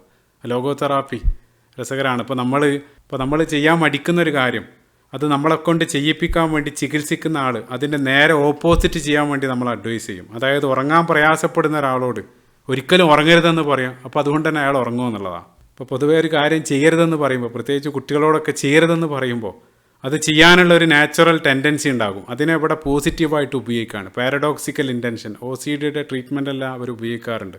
അപ്പോൾ ആദം നബി അലൈഹി സ്വലാത്തു വസ്സലാം ലക്ഷക്കണക്കിന് വൃക്ഷങ്ങളുള്ള സ്വർഗത്തിൽ ഒരു വൃക്ഷം മാത്രം അതിലേക്ക് അടുക്കരുതെന്ന് പറയുമ്പോൾ അതിലേക്ക് തന്നെ അടുക്കാനുള്ള ആ മന്ത്രങ്ങൾ പിശാച് നൽകുകയാണ്. അപ്പോൾ അവിടെ മുള്ളുകൊണ്ട് തന്നെ എടുക്കുന്ന രൂപത്തിലുള്ള ചികിത്സ. അപ്പോൾ അടുത്ത് മലയാളത്തിൽ വളരെ ഓർമ്മശക്തിയുള്ളൊരു വ്യക്തി, അദ്ദേഹം ഈ രൂപത്തിലുള്ള ഒരു ചലഞ്ച്, അദ്ദേഹം പഠിപ്പിക്കുന്നൊരു കാര്യം മറക്കുകയാണെങ്കിൽ 1000 രൂപ തരാമെന്ന് പറഞ്ഞ് പഠിപ്പിച്ച സമയത്ത് ഒരിക്കലും അവർ മറക്കുന്നില്ല. ആ രൂപത്തിലുള്ള അതിൻ്റെ എല്ലാം ഉപജ്ഞാതാവാണ് ഈ പറയുന്ന വ്യക്തി. അപ്പം അദ്ദേഹം അതിൽ പറയുന്നത് അങ്ങേയറ്റം കഷ്ടപ്പാടിലും ലൈഫിലൊരു മീനിങ് ഉണ്ടെങ്കിൽ പിടിച്ചു നിൽക്കാനാകും എന്നുള്ളതാണ്. മീനിങ് ഇല്ലാതാകുന്നതോടുകൂടെ ആ ലൈഫ് നരകതുല്യമായിട്ട് മാറും എന്നുള്ളതാണ്. അപ്പോൾ അതിനൊരു എക്സാമ്പിൾ അദ്ദേഹം പറയുന്നത്, ഇപ്പോൾ കോൺസെൻട്രേഷൻ ക്യാമ്പിൽ തടവിലുണ്ടായിരുന്ന ഒരാൾ, അയാൾ എന്നാണ് രക്ഷപ്പെടുക എന്നുള്ളതിന് അയാൾ സ്വയം ഒരു ഉത്തരം കണ്ടെത്തുകയാണ്. ഒരു ഡേറ്റ്, ഒരു മാർച്ച് 30 ആ രൂപത്തിലൊരു ഡേറ്റ് അയാൾ സ്വയം സങ്കല്പിക്കുകയാണ്. അന്ന് രക്ഷപ്പെടുന്ന അയാൾ ഉറച്ച് വിശ്വസിക്കുകയാണ്. ആ പ്രതീക്ഷയോടുകൂടി അയാൾ ജീവിക്കുകയാണ്. ആ ഒരു ഡേറ്റ് അടുത്ത് വരുന്നതിനനുസരിച്ച് അയാളുടെ മനസ്സ് അങ്ങേയറ്റം അസ്വസ്ഥമാവാണ്. ഇപ്പോൾ രക്ഷപ്പെടാനുള്ള ആ സാധ്യതകൾ ഓരോന്നായിട്ട് അടഞ്ഞ് അവസാനം മാർച്ച് 29 ആയതോടുകൂടി അയാളുടെ പ്രതീക്ഷ മുഴുവനായിട്ട് അസ്തമിക്കുകയാണ്. അതോടുകൂടെ പിന്നീട് പിറ്റേ ദിവസം അയാൾ രോഗബാധിതനായിട്ട് ആ ദിവസം തന്നെ, അതായത് അയാൾ സങ്കല്പിച്ച ആ ദിവസം അയാൾ ഒരു കോമ സ്റ്റേജിലേക്ക് പോയിട്ട് പിന്നീട് അടുത്ത ദിവസം അയാൾ മരണപ്പെടുകയാണ്. അപ്പോൾ ആ ഒരു മീനിങ്ങും വിശ്വാസമെല്ലാം നഷ്ടപ്പെടുന്നതോടുകൂടെ പ്രതീക്ഷ നഷ്ടപ്പെട്ട് നിരാശനായിട്ട് ശക്തമായിട്ടുള്ള മാനസിക സമ്മർദ്ദം അയാളുടെ ശരീരത്തെ ബാധിക്കുകയാണ്. അപ്പോൾ അവർ പറയാറുണ്ട്, നമ്മുടെ ബോഡി അല്ലെങ്കിൽ നമ്മുടെ ബ്രെയിന് അത് അക്യുറസിയേക്കാൾ സെർട്ടനിറ്റിയോടാണ് പ്രതികരിക്കുക എന്നുള്ളത്. അതായത് യാഥാർത്ഥ്യങ്ങളെക്കാൾ ബ്രെയിൻ ഉൾക്കൊള്ളുന്നത് ഉറച്ച വിശ്വാസം അല്ലെങ്കിൽ ആ ബോധ്യത്തോടാണ് എന്നുള്ളത്. അതായത് ഇപ്പോൾ ഒരു എക്സാമ്പിളായിട്ട് പറയുന്നത്, വലിയൊരു റെസ്റ്റോറൻറ്റിൽ ജോലി ചെയ്തിരുന്ന ഒരു യുവാവ്, അദ്ദേഹമാണ് അവസാനം അവിടെ ഡ്യൂട്ടി കഴിഞ്ഞ് പോവുക. അപ്പോൾ അയാൾ എന്തോ ഒരു ആവശ്യത്തിന് അവിടെയുള്ള ആ ഫ്രീസർ റൂമിലേക്ക് പോവാണ്. കഠിനമായിട്ടുള്ള തണുപ്പാണ് അതിനകത്ത്. പ്രത്യേക വസ്ത്രമെല്ലാം ധരിച്ചിട്ടല്ലാതെ അവിടെ കൂടുതൽ നേരം നിൽക്കാൻ കഴിയില്ല. അപ്പോൾ അയാൾ ആ റൂമിലേക്ക് പോയി. അബദ്ധവശാൽ അതിൻ്റെ കതകടയാണ്. അയാൾ എത്ര ശ്രമിച്ചിട്ട് അത് തുറക്കാൻ കഴിയുന്നില്ല. അപ്പോൾ പിന്നീട് ഒരാൾ അടുത്ത ദിവസം രാവിലെ വരുള്ളൂ. അപ്പോൾ അയാൾക്ക് ഒരു നിലക്കും പുറത്ത് കിടക്കാൻ കഴിയില്ല എന്നായ സമയത്ത് അയാളുടെ മരണക്കുറിപ്പെല്ലാം എഴുതി വെക്കുകയാണ്. അങ്ങനെ ആ കഠിനമായിട്ടുള്ള തണുപ്പിൽ പിറ്റേ ദിവസം അവർ രാവിലെ വന്ന് ആ കതക് തുറന്ന സമയത്ത് അയാൾ അവിടെ മരണപ്പെട്ട് കിടക്കുന്നതും അയാളുടെ നോട്ടെല്ലാം കാണുകയാണ്. ഹൈപ്പോതെർമിയ വന്ന് അയാൾ മരണപ്പെടുകയാണ്. അപ്പോൾ ആ മാനേജർ ഏറ്റവും കൂടുതൽ അത്ഭുതപ്പെടുത്തിയൊരു കാര്യം, യഥാർത്ഥത്തിൽ ആ ഫ്രീസർ അവിടെ വർക്ക് ചെയ്യുന്നുണ്ടായിരുന്നില്ല. അത് ഫിക്സ് ചെയ്യാൻ പിറ്റേ ദിവസം ഒരാളെ ഏൽപ്പിച്ചതാണ്. അവിടെ ആ ഫാന് മാത്രമേ വർക്ക് ചെയ്യുന്നുള്ളൂ. പക്ഷേ അയാളുടെ ആ ബോധ്യം കാരണം അയാൾ അവിടെ മരണപ്പെടുകയാണ്. ആ രൂപത്തിലാണ്. അതായത് നമ്മൾ ആ യാഥാർത്ഥ്യങ്ങളെക്കാൾ നമ്മുടെ ഉറച്ച ബോധ്യത്തോടാണ് ശരീരം അല്ലെങ്കിൽ ബ്രെയിന് പ്രതികരിക്കുന്നത്. ഇപ്പോൾ വൈദ്യശാസ്ത്രത്തിൽ പ്ലാസിബോ ആ എഫക്റ്റിനെ സംബന്ധിച്ച് എല്ലാവരും പറയാറുണ്ട്. ഇപ്പോൾ ചുരുക്കത്തിൽ നമ്മുടെ പോയിൻ്റ് എന്താണെന്ന് വെച്ചാൽ ആ മീനിങ്, ആ പർപ്പസ് ഇല്ലെങ്കിൽ ലൈഫ് അങ്ങേയറ്റം ക്ലേശകരമായിട്ട് മാറുകയാണ്. ആ മീനിങ് നമുക്ക് ബിയോണ്ട് ആകുന്നതോടുകൂടെ ആ ലൈഫ് മരണം വരെ അത് പ്രതീക്ഷയുള്ളതായിട്ട് മാറുകയാണ്. അതാണ് യഥാർത്ഥത്തിൽ ഇത്തരം വിശ്വാസങ്ങൾ വഴി അല്ലെങ്കിൽ അധ്യാപനങ്ങൾ വഴി നമ്മളെ സംബന്ധിച്ചിടത്തോളം നമുക്ക് ലഭിക്കുന്നത്. അതേപോലെ ലോകത്തുള്ള സർവ്വ ആളുകളും, മതമുള്ള ആളുകളും മതമില്ലാത്ത ആളുകളെല്ലാം ഒരുപോലെ തേടിക്കൊണ്ടിരിക്കുന്ന ഹാപ്പിനെസ്, ആ സന്തുഷ്ടി, സന്തോഷം എന്നുള്ളത്, അതും അവരിതുമായിട്ട് കണക്ട് ചെയ്ത് അത് യഥാർത്ഥത്തിൽ സുഖസമ്പന്ന സൗകര്യങ്ങളുമായിട്ട് ബന്ധപ്പെട്ടൊന്നല്ല, മറിച്ച് അതിനെ ഏറ്റവും കൂടുതൽ ബന്ധിപ്പിക്കാവുന്നത് ആ മീനിങ് അല്ലെങ്കിൽ ആ പർപ്പസ് കണ്ടെത്തുന്ന സമയത്താണ് യഥാർത്ഥ ഹാപ്പിനെസ് ലഭിക്കുക എന്നുള്ളത്. നേരത്തെയുള്ള സർവേ നിങ്ങൾ ഓർക്കുന്നുണ്ടാകും. അപ്പോൾ നേരത്തെ ആ പിരമിഡിനെ സംബന്ധിച്ച് പറഞ്ഞ സമയത്ത് ഒരു പേര് പ്രത്യേകമായിട്ട് ഹൈലൈറ്റ് ചെയ്തിരുന്നു, മാർട്ടിൻ സെലിഗ്മാൻ. അദ്ദേഹമാണ് പോസിറ്റീവ് സൈക്കോളജി എന്നുള്ള ഒരു ശാഖയുടെ ഫൗണ്ടറായിട്ട് കടന്നു വരുന്നത്. കഴിഞ്ഞ 19 വർഷമായിട്ട് അവർ ഈ പോസിറ്റീവായിട്ടുള്ള വികാരങ്ങളെ സംബന്ധിച്ച് പഠിച്ചുകൊണ്ടിരിക്കുകയാണ്. അപ്പോൾ അദ്ദേഹം പറയുന്നത് ഹാപ്പിനെസ് എന്നുള്ളത്, സന്തുഷ്ടി അല്ലെങ്കിൽ സന്തോഷം എന്നുള്ളത്, അത് കേവലം നമ്മുടെ മറ്റ് വികാരങ്ങളെപ്പോലെ ഒരു വികാരം മാത്രമാണ്. അത് അപ്പ് ആൻഡ് ഡൗൺ, അത് ചില സമയത്ത് വരും പോകും. അപ്പോൾ നിങ്ങൾ മാറ്റി ഒരുങ്ങി സ്കൂളിലേക്ക് അല്ലെങ്കിൽ ഓഫീസിലേക്കെല്ലാം പുറപ്പെട്ട സമയത്ത് പെട്ടെന്ന് അന്ന് ലീവാണെന്ന് അറിയുന്നതോടുകൂടെ നിങ്ങൾ അങ്ങേയറ്റം ഹാപ്പിനെസ് അല്ലെങ്കിൽ അങ്ങേയറ്റം സന്തോഷിക്കുകയാണ്. പിറ്റേ ദിവസം പ്രഭാതമാകുന്ന സമയത്ത് വീണ്ടും അത് പോവാണ്. അത് അതേ രൂപത്തിൽ മാറി മറിഞ്ഞുകൊണ്ടിരിക്കുന്ന ഒരു വികാരം മാത്രമാണ് ഹാപ്പിനെസ് എന്നുള്ളത്. അപ്പോൾ അതിനെ തേടുന്നതിൽ അർത്ഥമില്ല. കാരണം അദ്ദേഹം പറയുന്നത് ഹാപ്പിനെസ് എന്നുള്ളത് ഒരു ഡെസ്റ്റിനേഷൻ അല്ല, മറിച്ച് ഒരു ജേണി മാത്രമാണ്. അപ്പോൾ അതിനെയല്ല നിങ്ങൾ പെർസ്യൂട്ടായിട്ട് തേടേണ്ടത്, മറിച്ച് ആ ഹാപ്പിനെസ്സിന് പകരം നിങ്ങൾ തിരയേണ്ടത്. ശേഷം അദ്ദേഹം പുതിയ ചില ടേമുകൾ കൊണ്ടുവരുന്നുണ്ട്. ഒന്ന് വെൽബീയിങ്, അല്ലെങ്കിൽ പ്ലസൻറ്റ് ലൈഫ്, അല്ലെങ്കിൽ ഗുഡ് ലൈഫ്. ആ നല്ല ജീവിതം, അതാണ് യഥാർത്ഥത്തിൽ ആ ഹാപ്പിനെസ്സിൻ്റെ മാനദണ്ഡമെന്ന് അദ്ദേഹം കുറിക്കുകയാണ്. സുബ്ഹാനല്ലാഹ്, ആയത്തിലേക്ക് മടങ്ങുകയാണെങ്കിൽ ഫലനുഹിയന്നഹു ഹയാത്തൻ ത്വയ്യിബ. അപ്പോൾ നിങ്ങൾ ആ സൽക്കർമ്മം ചെയ്ത് അള്ളാഹുവിന് വഴിപ്പെട്ട് കീഴ്പ്പെട്ട് ജീവിക്കുകയാണെങ്കിൽ നിങ്ങൾക്ക് ഹയാത്തൻ ത്വയ്യിബ, ആ ഗുഡ് ലൈഫ് നൽകുമെന്ന് അള്ളാഹു വാഗ്ദാനം ചെയ്യുകയാണ്. സൂറത്ത് നഹലിൻ്റെ 97-ാമത്തെ വചനം നേരത്തെ നമ്മൾ സൂചിപ്പിച്ചു. കാരണം അതിലാണ് യഥാർത്ഥത്തിലുള്ള മീനിങ് ഉള്ളത്. ആ മീനിങ് ഉണ്ടാകുന്ന സമയത്താണ് ആ ഒരു ഹാപ്പിനെസ് ഒരാൾക്ക് കൈവരിക്കാൻ സാധിക്കുക. അപ്പോൾ അവിടെ വീണ്ടും അടിവരയിട്ട് പറയേണ്ട കാര്യം നേരത്തെ ഞാൻ സൂചിപ്പിച്ചു. ദുനിയാവിലെ ഹാപ്പിനെസ് എന്നുള്ളത് ഭയവും ദുഃഖമൊന്നും ഇല്ലാതിരിക്കലല്ല, മറിച്ച് അതിനെ നേരിടാൻ വിശ്വാസത്തിലൂടെ കരുത്ത് ആർജിക്കലാണ്. സബുർ, അവൻ്റെ ക്ഷമയും അതേപോലെ തന്നെ തവക്കുലെല്ലാം വഴി അവൻ അതിനെ കരുത്ത് ആർജിക്കുകയാണ്. അതായത് വിശ്വാസത്തിൻ്റെ ആ ബൂസ്റ്റർ ഡോസ് എടുക്കുന്നതോടുകൂടെ ആ വിഷമമാകുന്ന വൈറസ് അയാളുടെ ശരീരത്തിലേക്ക് പ്രവേശിച്ചാലും അത് അയാളെ തളർത്താൻ കഴിയില്ല. കാരണം അവൻ ഇതുവഴിയെല്ലാം ഇമ്മ്യൂണിറ്റി അല്ലെങ്കിൽ ആ പ്രതിരോധ ശേഷി നേടുകയാണ്. അപ്പം എത്ര പ്രതിരോധ ശേഷി നേടുന്നുണ്ടോ അത്രയും വിശ്വാസി അത്തരം സന്ദർഭങ്ങളിൽ ഇമ്മ്യൂൺ ആയിരിക്കും എന്നുള്ളതാണ്. അപ്പോൾ ഞാൻ തുടക്കത്തിൽ പറഞ്ഞ നമ്മളെ തളർത്തുന്ന 2 വികാരങ്ങൾ, ഖൗഫും ഹുസ്നും, ദുഃഖവും ഭയവും. ഇപ്പോൾ വിശ്വാസികൾ ആ ഭൂതകാലത്തിൻ്റെ തടവറയിൽ ഡിപ്രസ്സായി ജീവിക്കുന്നവരല്ല. കാരണം അവർ എല്ലാം ഭൂതകാലം അള്ളാഹുവിലേക്ക് അർപ്പിക്കുകയാണ്. എത്ര തെറ്റായിട്ടുള്ള അല്ലെങ്കിൽ വഴിവിട്ട ഭൂതകാലവും മായ്ക്കുന്നവനാണ്. അൽ ഗഫൂറാണ്, അർ റഹ്മാനാണ്, അത് വിശ്വസിക്കുകയാണ്. അപ്പം അത് ഭൂതകാലം മായ്ച്ചൊരു ഫ്രഷ് സ്റ്റാർട്ടിങ്ങിന് ഏത് സമയത്തും അള്ളാഹു നമുക്ക് അവസരം നൽകണം. ചിന്തിച്ചു നോക്കും. ഇപ്പോൾ ഇസ്ലാമിക ചരിത്രത്തിൽ ഇപ്പോൾ ഭൂതകാലം ഒരാളെ തളർത്തുകയാണെങ്കിൽ ഇസ്ലാമിക ചരിത്രത്തിൽ ഉമർ ഇബ്നുൽ ഖത്താബ് റളിയല്ലാഹു അൻഹു, അതേപോലെ തന്നെ ഖാലിദ് ഇബ്നുൽ വലീദ് റളിയല്ലാഹു അൻഹുവിൻ്റെ എല്ലാം ഭൂതകാലം, അല്ലെങ്കിൽ വഹ്ശി റളിയല്ലാഹു അൻഹു, അവരുടെ എല്ലാം ജീവിതം നിങ്ങൾ പരിശോധിച്ച് നോക്കുക. അപ്പോൾ അവരുടെ എല്ലാം ഇസ്ലാം സ്വീകരിക്കുന്നതിന് മുമ്പുള്ള മോശമായിട്ടുള്ള ഭൂതകാലം ഇസ്ലാം സ്വീകരിച്ചതിന് ശേഷം മുന്നോട്ട് കുതിക്കാൻ ഒരിക്കലും തടസ്സമാകുന്നില്ല. അവരാരും സ്റ്റക്കാകുന്നില്ല. ആ വഹ്ശി റളിയല്ലാഹു അൻഹു, അദ്ദേഹത്തിൻ്റെ ആ ചരിത്രം മാത്രം മതി ഒരു വിഷയത്തിൽ.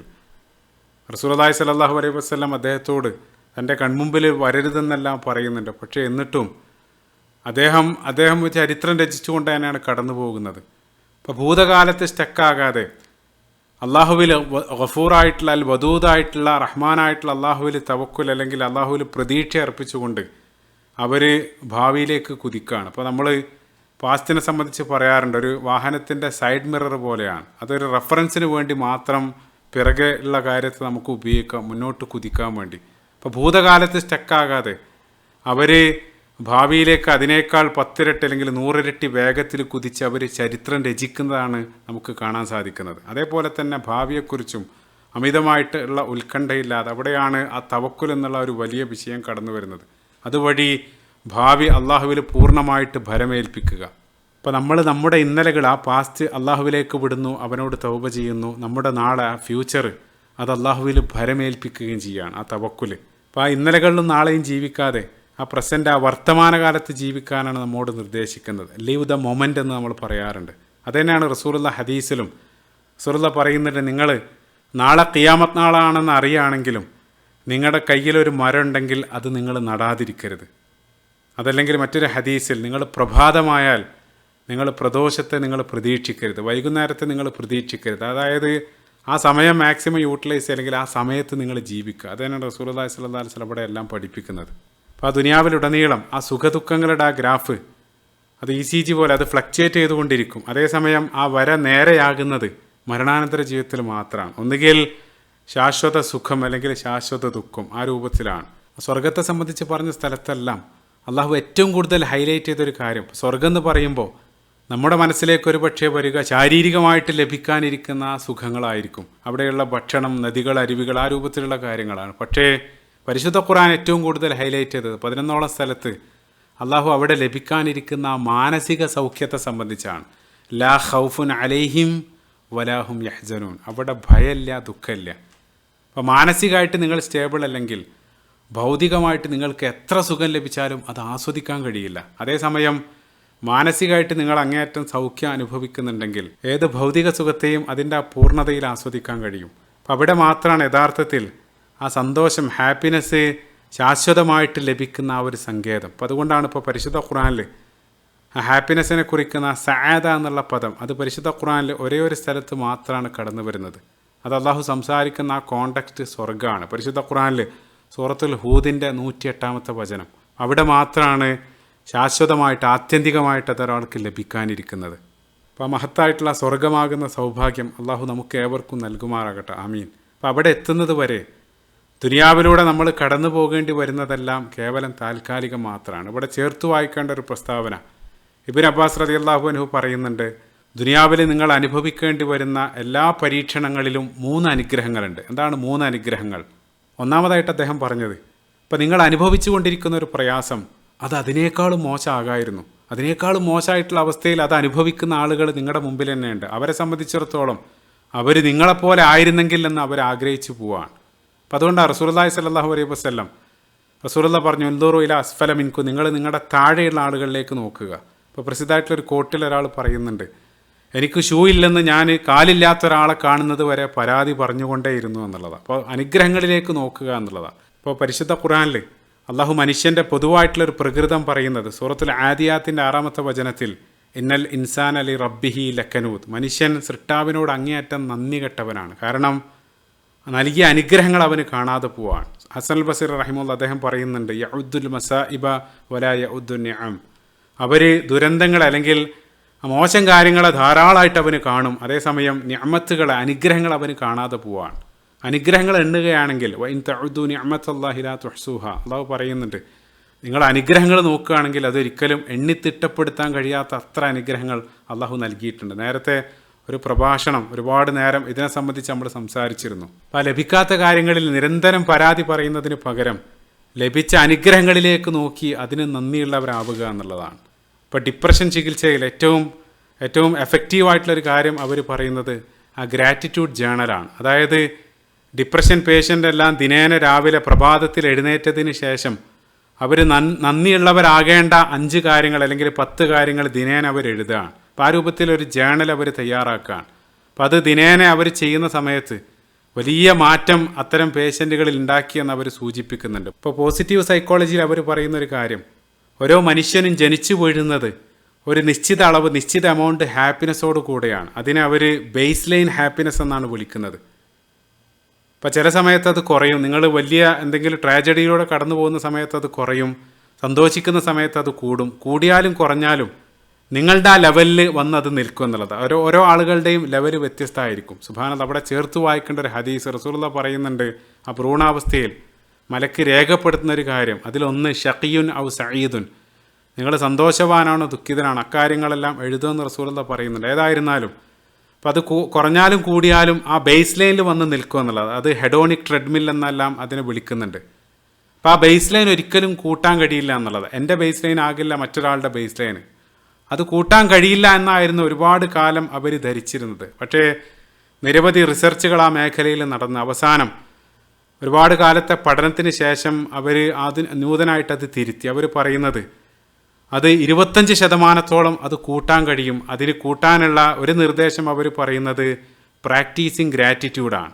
അതായത് കൂടുതൽ നിങ്ങൾ നന്ദി പ്രവർത്തിക്കുന്ന നന്ദിയുള്ള ആളുകളാകുന്ന സമയത്ത് ആ ബേസ് ലൈൻ കൂടുക എന്നുള്ളതാണ്. സുബ്ഹാനല്ലാഹ്, നമ്മളെക്കാൾ നന്ദിയുള്ളൊരു ജനത മറ്റാരാണ് ആ ഭൂമിയിലുള്ളത്? കാരണം ഇസ്ലാമിനെ സംബന്ധിച്ചിടത്തോളം ഇസ്ലാമിൻ്റെ എസൻസ് എന്നുള്ളത് ശുക്റാണ്. അതേസമയം നിഷേധത്തിൻ്റെ എസൻസ് എന്നുള്ളത് ആ നന്ദികേട് കുഫറാണ്. അതുകൊണ്ടാണ് ഇപ്പോൾ പരിശുദ്ധ ഖുർആനിൽ പല സ്ഥലത്തും ആ ശുക്റിൻ്റെ വിപരീതമായിട്ട് അള്ളാഹു ഉപയോഗിക്കുന്നത് കുഫറാണ്. ഇപ്പോൾ റസൂലുള്ളാഹി സ്വല്ലല്ലാഹു അലൈഹി വസല്ലം ആ രാത്രിയിൽ ഉടനീളം നമസ്കരിച്ച സമയത്തും അതിൻ്റെ കാരണം ചോദിച്ച സമയത്ത് അഫല അക്കൂനു അബ്ദൻ ഷക്കൂറ, ഞാൻ നന്ദിയുള്ള ഒരു അടിമയാകണ്ട എന്നാണ് റസൂലുള്ളാഹി സ്വല്ലല്ലാഹു അലൈഹി വസല്ലം തിരിച്ചു ചോദിച്ചത്. ഇപ്പോൾ നമ്മൾ സുന്നത്തിൽ പരിശോധിക്കുകയാണെങ്കിലും 50-ലധികം പ്രാർത്ഥനകൾ ആ നന്ദിയുമായിട്ട് ബന്ധപ്പെട്ട അൽഹംദു ആ രൂപത്തിലുള്ള പ്രാർത്ഥനകളാണ് സുന്നത്തിലും കാണാൻ സാധിക്കുന്നത്. നമ്മൾ രാവിലെ ഉണർന്ന് എഴുന്നേൽക്കുന്നത് തന്നെ ആ നന്ദിയുടെ പദങ്ങൾ ഉച്ചരിച്ചുകൊണ്ടാണ്. അപ്പോൾ ആ പ്രസ്താവനയിലേക്ക് തന്നെ നമ്മൾ മടങ്ങി വരാണ്. ഏതൊരു പരീക്ഷണത്തിലുള്ള 3 അനുഗ്രഹങ്ങൾ. ഒന്നാമതായിട്ട് അത് അതിനേക്കാൾ മോശമാകായിരുന്നു. രണ്ടാമതായിട്ട് അദ്ദേഹം പറഞ്ഞത് നിങ്ങൾക്ക് അനുഭവിക്കുന്ന ആ പരീക്ഷണം അത് ദുനിയവി കാര്യത്തിലാണ്, നിങ്ങളുടെ ദീൻ്റെ കാര്യത്തിലല്ല. അപ്പോൾ ദീൻ്റെ കാര്യത്തിലായിരുന്നെങ്കിൽ ഇപ്പോൾ ചില ആളുകൾ ഒരു പേഴ്സണൽ ട്രാജഡി എല്ലാം വരുന്ന സമയത്ത് ആ ദീനനെ ഉപേക്ഷിക്കാറുണ്ട്. അതോടുകൂടെ അയാളുടെ ദുനിയാവും ആഖിറത്തും നഷ്ടപ്പെടുകയാണ്. ഇപ്പോൾ ദുനിയവി പരീക്ഷണങ്ങൾ അത് താൽക്കാലികം മാത്രമാണ്. കാരണം അത് മാത്രമല്ല, അയാൾ അനുഭവിക്കുന്ന ആ പരീക്ഷണത്തിന് അത് ഇരട്ടിയായിട്ട് അതിൻ്റെ പ്രതിഫലം അയാൾ ക്ഷമിക്കുകയാണെങ്കിൽ അത് അള്ളാഹു തിരിച്ചു നൽകുകയും ചെയ്യും. അപ്പോൾ അതാണ് രണ്ടാമതായിട്ട് പറയുന്നത്. മൂന്നാമതായിട്ട് പറഞ്ഞത് നിങ്ങൾ അനുഭവിക്കുന്ന ആ പ്രയാസം അത് ദുനിയാവിലാണ്, ആഖിറത്തിലല്ല എന്നുള്ളതാണ്. ദുനിയാവിലാണെങ്കിൽ ഒരുപക്ഷെ ആ പരീക്ഷണം അതിനെ നിങ്ങൾ മറികടക്കും, വീണ്ടും ചാൻസ് ഉണ്ട്. അതേസമയം ആഖിറത്തിൽ നിങ്ങൾക്ക് പരീക്ഷണം ഏൽക്കേണ്ടി വന്നാൽ അതൊരു മടങ്ങിവരവ്, അത് തിരുത്താനുള്ള അവസരമില്ല. അപ്പോൾ ഈ 3 കാര്യങ്ങൾ ഏതൊരു പരീക്ഷണത്തിലുള്ള 3 അനുഗ്രഹങ്ങൾ അദ്ദേഹം ഈ ഒരു പ്രസ്താവനയിൽ പറയുകയാണ്. ഈ ഒരു വിഷയം താൽക്കാലികമായിട്ട് ഇവിടെ അവസാനിപ്പിക്കുകയാണ്. നിരവധി കാര്യങ്ങൾ ഉൾപ്പെടുത്താൻ സാധിച്ചിട്ടില്ലെന്നറിയാം, എങ്കിലും നിർബന്ധമായിട്ട് സൂചിപ്പിക്കേണ്ടതായിട്ടുള്ളൊരു കാര്യം അവസാനമായിട്ട്, ഇപ്പോൾ ഇസ്ലാമിനെ സംബന്ധിച്ചിടത്തോളം മറ്റുള്ള മേഖലകളിൽ എന്ന പോലെ തന്നെ ഇസ്ലാം ഈ ഒരു രംഗത്തും മനഃശാസ്ത്ര രംഗത്തും വളരെ അപ്ഡേറ്റഡ് ആണ്. ഇപ്പോൾ മധ്യകാല യൂറോപ്പിൻ്റെ ചരിത്രമെല്ലാം നമ്മൾ പരിശോധിക്കുന്ന സമയത്ത് വളരെ നെഗറ്റീവായിട്ട് ഈ ഒരു മേഖലയെ നോക്കിക്കണ്ട ചരിത്രമാണ് അവർക്കുള്ളത്. ഇതെല്ലാം ശൈത്താനിക്കായിട്ട് എക്സോർസിസം ഈ രൂപത്തിലാണ് ആ ഒരു മേഖലയെ അവർ കൈകാര്യം ചെയ്തത്. അതേസമയം ഇസ്ലാമിക ചരിത്രം നമ്മൾ പരിശോധിക്കുകയാണെങ്കിൽ ആ ഒരു കാലത്ത് അബ്ബാസികളുടെ കാലത്ത് തന്നെ 918 CE ലോക ചരിത്രത്തിൽ ആദ്യത്തെ സൈക്കാട്രിക് ഹോസ്പിറ്റൽ അത് മുസ്ലിങ്ങളാണ് ആരംഭിക്കുന്നത്. ബഗ്ദാദിൽ ഹാറൂൺ റഷീദിൻ്റെ കാലത്ത് ആദ്യത്തെ സൈക്കാട്രിക് ഹോസ്പിറ്റൽ മുസ്ലിങ്ങളാണ് പണിയുന്നത്. അതേപോലെ തന്നെ ഈ മേഖലയിൽ ഇൽമുൻ നഫ്സ് എന്നുള്ള പേരിൽ മനുഷ്യൻ്റെ ശരീരത്തെ പഠിക്കുന്നത് പോലെ തന്നെ അവൻ്റെ മനസ്സിനെയും ആ മനസ്സിനെ ബാധിക്കുന്ന രോഗങ്ങളെക്കുറിച്ചെല്ലാം അക്കാലത്തുള്ള പണ്ഡിതന്മാർ ആഴത്തിൽ പഠിച്ചിരുന്നു. എടുത്തു പറയേണ്ടതായിട്ടുള്ളൊരു നാമം അക്കാലത്ത് ജീവിച്ച, ഇപ്പോൾ ഇസ്ലാമിൻ്റെ ആ സുവർണകാലത്ത് ജീവിച്ച അബൂ സെയ്ദ് അൽ ബൽഖി, അദ്ദേഹം അന്തലൂസിയൻ സ്പെയിനിലുള്ളൊരു പണ്ഡിതനാണ്. അദ്ദേഹം രചിച്ച പ്രസിദ്ധമായിട്ടുള്ളൊരു ഗ്രന്ഥം മസ്വാലിഹുൽ അബ്ദാനി വൽ അൻഫുസ്, മനുഷ്യൻ്റെ ശരീരത്തെ സംബന്ധിച്ചും മനസ്സിനെയും കുറിച്ച് അദ്ദേഹം രചിച്ച ആ ഗ്രന്ഥം അത് ഇംഗ്ലീഷിലേക്കെല്ലാം സസ്റ്റനൻസ് ഓഫ് സോൾ എന്നുള്ള പേരിൽ ഇംഗ്ലീഷിലേക്കെല്ലാം പരിഭാഷപ്പെടുത്തിയിട്ടുണ്ട്. അപ്പം അക്കാലത്ത് അദ്ദേഹം 9-ാം നൂറ്റാണ്ടിൽ ആ ഒരു കാലത്ത് അദ്ദേഹം പഠനവിധേയമാക്കിയിട്ടുള്ള പല രോഗങ്ങളും അത് ഏറ്റവും ഇന്നത്തെ നമ്മൾ ആധുനികമായിട്ട് മനസ്സിലാക്കിയ പല മനഃശാസ്ത്ര വിവരങ്ങളും ആ ഗ്രന്ഥത്തിലുണ്ട് എന്നുള്ളതാണ്. അപ്പോൾ ഈ രംഗത്ത് ഇപ്പോൾ സ്റ്റാൻഫോർഡ് യൂണിവേഴ്സിറ്റിയിൽ ഈ രംഗത്തെല്ലാം നിരവധി ഇസ്ലാമിക രംഗത്ത് പഠനം നടത്തിയിട്ടുള്ള ഡോക്ടർ റാണി അവാദ് എന്നുള്ള ഒരു പ്രസിദ്ധമായിട്ടൊരു പണ്ഡിത അവർ ഇതിനെ സംബന്ധിച്ച് പറയുന്നുണ്ട്. അപ്പോൾ OCD പോലെയുള്ള രോഗങ്ങൾ അത് നമ്മൾ ഡയഗ്നോസ് ചെയ്യുന്നത് 19-ാം നൂറ്റാണ്ടിലാണ്. 9-ാം നൂറ്റാണ്ടിൽ തന്നെ അദ്ദേഹം ആ ഗ്രന്ഥത്തിൽ അതിനെ സംബന്ധിച്ചുള്ള ഡീറ്റെയിൽഡ് ആയിട്ടുള്ള ചർച്ച അത്ഭുതപ്പെടുത്തുന്ന രൂപത്തിൽ ആ ഗ്രന്ഥത്തിൽ അദ്ദേഹം സൂചിപ്പിച്ചിട്ടുണ്ട് എന്നുള്ളതാണ്. അപ്പോൾ അതിന് അദ്ദേഹം വസ്വാസു സ്വദർ എന്നുള്ള പേരിൽ വളരെ ഡീറ്റെയിൽഡ് ആയിട്ട് അതിനെ സംബന്ധിച്ച് ആ ഗ്രന്ഥത്തിൽ ഡിസ്കസ് ചെയ്യുന്നുണ്ടെന്നാണ് അവർ പറയുന്നത്. അപ്പോൾ ഇപ്പോൾ നമ്മൾ നൂതനമായിട്ട് OCDക്കെല്ലാം നമ്മൾ ഉപയോഗിക്കുന്ന ERP എക്സ്പോഷർ തെറാപ്പി എല്ലാം, അതായത് ഇപ്പോൾ ഫോബിയകൾ എന്തെങ്കിലും ഒരു കാര്യത്തെ നിങ്ങൾ ഭയപ്പെടുന്നുണ്ടെങ്കിൽ നിരന്തരം ആ ഭയപ്പെടുന്ന ആ കാര്യത്തിലേക്ക് തന്നെ നിങ്ങളെ നിരന്തരം എക്സ്പോസ് ചെയ്യുക. അപ്പോൾ ഗ്രാജുവലായിട്ട് അയാൾ ആ ഭയം ക്രമേണ മാറി വരും എന്നുള്ളതാണ്. അപ്പോൾ അതിനെ സംബന്ധിച്ചെല്ലാം അദ്ദേഹം 9-ാം നൂറ്റാണ്ടിൽ തന്നെ സംസാരിക്കുന്നുണ്ട് എന്നുള്ളതാണ്. ചിന്തിച്ചു നോക്കുക, അതായത് നമ്മൾ 19-ാം നൂറ്റാണ്ടിലാണ് അത്തരം കാര്യങ്ങൾ മനസ്സിലാക്കുന്നതെങ്കിൽ 1000 വർഷങ്ങൾക്ക് മുമ്പ് തന്നെ അദ്ദേഹം അതിനെ സംബന്ധിച്ച് ഡീറ്റെയിൽ ആയിട്ട് ആ ഗ്രന്ഥത്തിൽ വിവരിക്കുന്നു എന്നാണ് അവർ പറയുന്നത്. ഇപ്പോൾ ഒരാളുടെ മാനസികമായിട്ടുള്ള പ്രശ്നങ്ങൾക്ക് ശാരീരികമായിട്ടുള്ള പരിഹാരങ്ങൾ, അപ്പോൾ ഞാൻ തുടക്കത്തിൽ പറഞ്ഞിരുന്നു, മനസ്സും ശരീരവും ചില സമയത്ത് മനസ്സിനെ ബാധിക്കുന്നത് ശരീരത്തെയും തിരിച്ചും ആ രൂപത്തിൽ സംഭവിക്കുക എന്നുള്ളതാണ്. അപ്പോൾ ചില സമയത്ത് മാനസിക രോഗങ്ങൾക്ക് ഇപ്പോൾ കൗൺസിലിംഗ് അല്ലെങ്കിൽ ടാബ്ലറ്റ് ആ രൂപത്തിലുള്ള ശാരീരികമായിട്ടുള്ള പരിഹാരങ്ങൾ തേടേണ്ടി വരും. അപ്പോൾ അത് റസൂലുള്ളാഹി സ്വല്ലല്ലാഹു അലൈഹി വസല്ലമയുടെ ഹദീസ് നമ്മൾ പരിശോധിക്കുന്ന സമയത്തും മാനസിക പ്രശ്നങ്ങൾക്ക് ശാരീരികമായിട്ടുള്ള ചില ചികിത്സകൾ നിർദ്ദേശിച്ചത് ഹദീസിൽ വരെ കാണാൻ സാധിക്കും. റസൂലുള്ളാഹിൻ്റെ പ്രിയ പത്നി ആയിഷ റളിയല്ലാഹു അൻഹ സ്വഹീഹ് മുസ്ലിമിൽ വരുന്ന ഒരു ഹദീസിൽ അവർ തൽബീനെ സംബന്ധിച്ച് പറയുന്നുണ്ട്. അതൊരു ഭക്ഷണം, അതിലേക്ക് വരാം. ആ ഹദീസിൻ്റെ കോണ്ടെക്സ്റ്റ് സുബൈർ റളിയല്ലാഹു അൻഹു, അവർ ആയിഷ റളിയല്ലാഹു അൻഹ അവരുടെ അമ്മായിയാണ്. സുബൈർ റളിയല്ലാഹു അൻഹു വന്ന് ഒരിക്കൽ ചോദിക്കുന്നുണ്ട്, ഉമ്മ നിങ്ങളുടെ വിവരം, നിങ്ങളുടെ വിജ്ഞാനം എന്നെ അങ്ങേയറ്റം അത്ഭുതപ്പെടുത്തുകയാണ്. കാരണം നിങ്ങൾക്ക് അൻസാബിനെ സംബന്ധിച്ച്, അതായത് അറബികളുടെ ആ കുടുംബ ചങ്ങലകൾ, അതിനെ സംബന്ധിച്ചെല്ലാം നിങ്ങൾക്ക് ആഴത്തിലുള്ള വിവരമുണ്ട്. കാരണം എനിക്ക് മനസ്സിലാകും, കാരണം നിങ്ങളുടെ പിതാവ് അതിൽ വളരെ എക്സ്പേർട്ടായിരുന്നു, അബൂബക്കർ സിദ്ദീഖ് റളിയല്ലാഹു അൻഹു. അതേപോലെ തന്നെ നിങ്ങൾക്ക് മതകാര്യങ്ങളിലും ഇസ്ലാമിക് ഫിഖഹിലെല്ലാം നിങ്ങൾക്ക് ആഴത്തിലുള്ള വിവരമുണ്ട്. അതിൻ്റെ കാരണവും എനിക്ക് മനസ്സിലാകും, കാരണം നിങ്ങളുടെ ഭർത്താവ് റസൂലുള്ളാഹി സ്വല്ലല്ലാഹു അലൈഹി വസല്ലമയായിരുന്നു. പക്ഷേ എനിക്ക് മനസ്സിലാകാത്തൊരു കാര്യം, ഇപ്പോൾ മെഡിസിൻ്റെ കാര്യത്തിൽ, അതായത് ഈ വൈദ്യത്തിൻ്റെ കാര്യത്തിൽ നിങ്ങൾക്ക് ആഴത്തിലുള്ള വിവരമുണ്ട്, അതെങ്ങനെയാണ് നിങ്ങൾക്ക് ലഭിച്ചത്? അതായിരുന്നു അവരുടെ ചോദ്യം. അപ്പോൾ ആയിഷ റളിയല്ലാഹു അൻഹ മറുപടിയായിട്ട് പറഞ്ഞത്, പല സമയത്തും റസൂലുള്ളാഹി സ്വല്ലല്ലാഹു അലൈഹി വസല്ലമയ്ക്ക് അനുയായികൾക്കെല്ലാം രോഗം വരുന്ന സമയത്ത് അവിടെ ഉണ്ടായിരുന്ന പ്രധാനപ്പെട്ട ഗോത്രങ്ങളിലുള്ള വൈദ്യന്മാരെയെല്ലാം അവർ റസൂലുള്ളാഹിൻ്റെ അടുത്തേക്ക് പറഞ്ഞയക്കും. അപ്പോൾ അവർ പല രൂപത്തിലുള്ള അക്കാലത്ത് ലഭ്യമായിട്ടുള്ള നിരവധി മരുന്നെല്ലാം അവർ കൊടുക്കും. അത് റസൂലുള്ളാഹി അത്തരം കാര്യങ്ങൾ പഠിക്കാൻ താല്പര്യം കാണിച്ചിരുന്നു. അപ്പം അത് എനിക്കും അതിൽ വളരെ ഇൻട്രസ്റ്റ് ഉണ്ടായിരുന്നു. അതുകൊണ്ട് തന്നെ അതുവഴിയാണ് ഞാൻ അതിനെ സംബന്ധിച്ച് പഠിച്ചത്.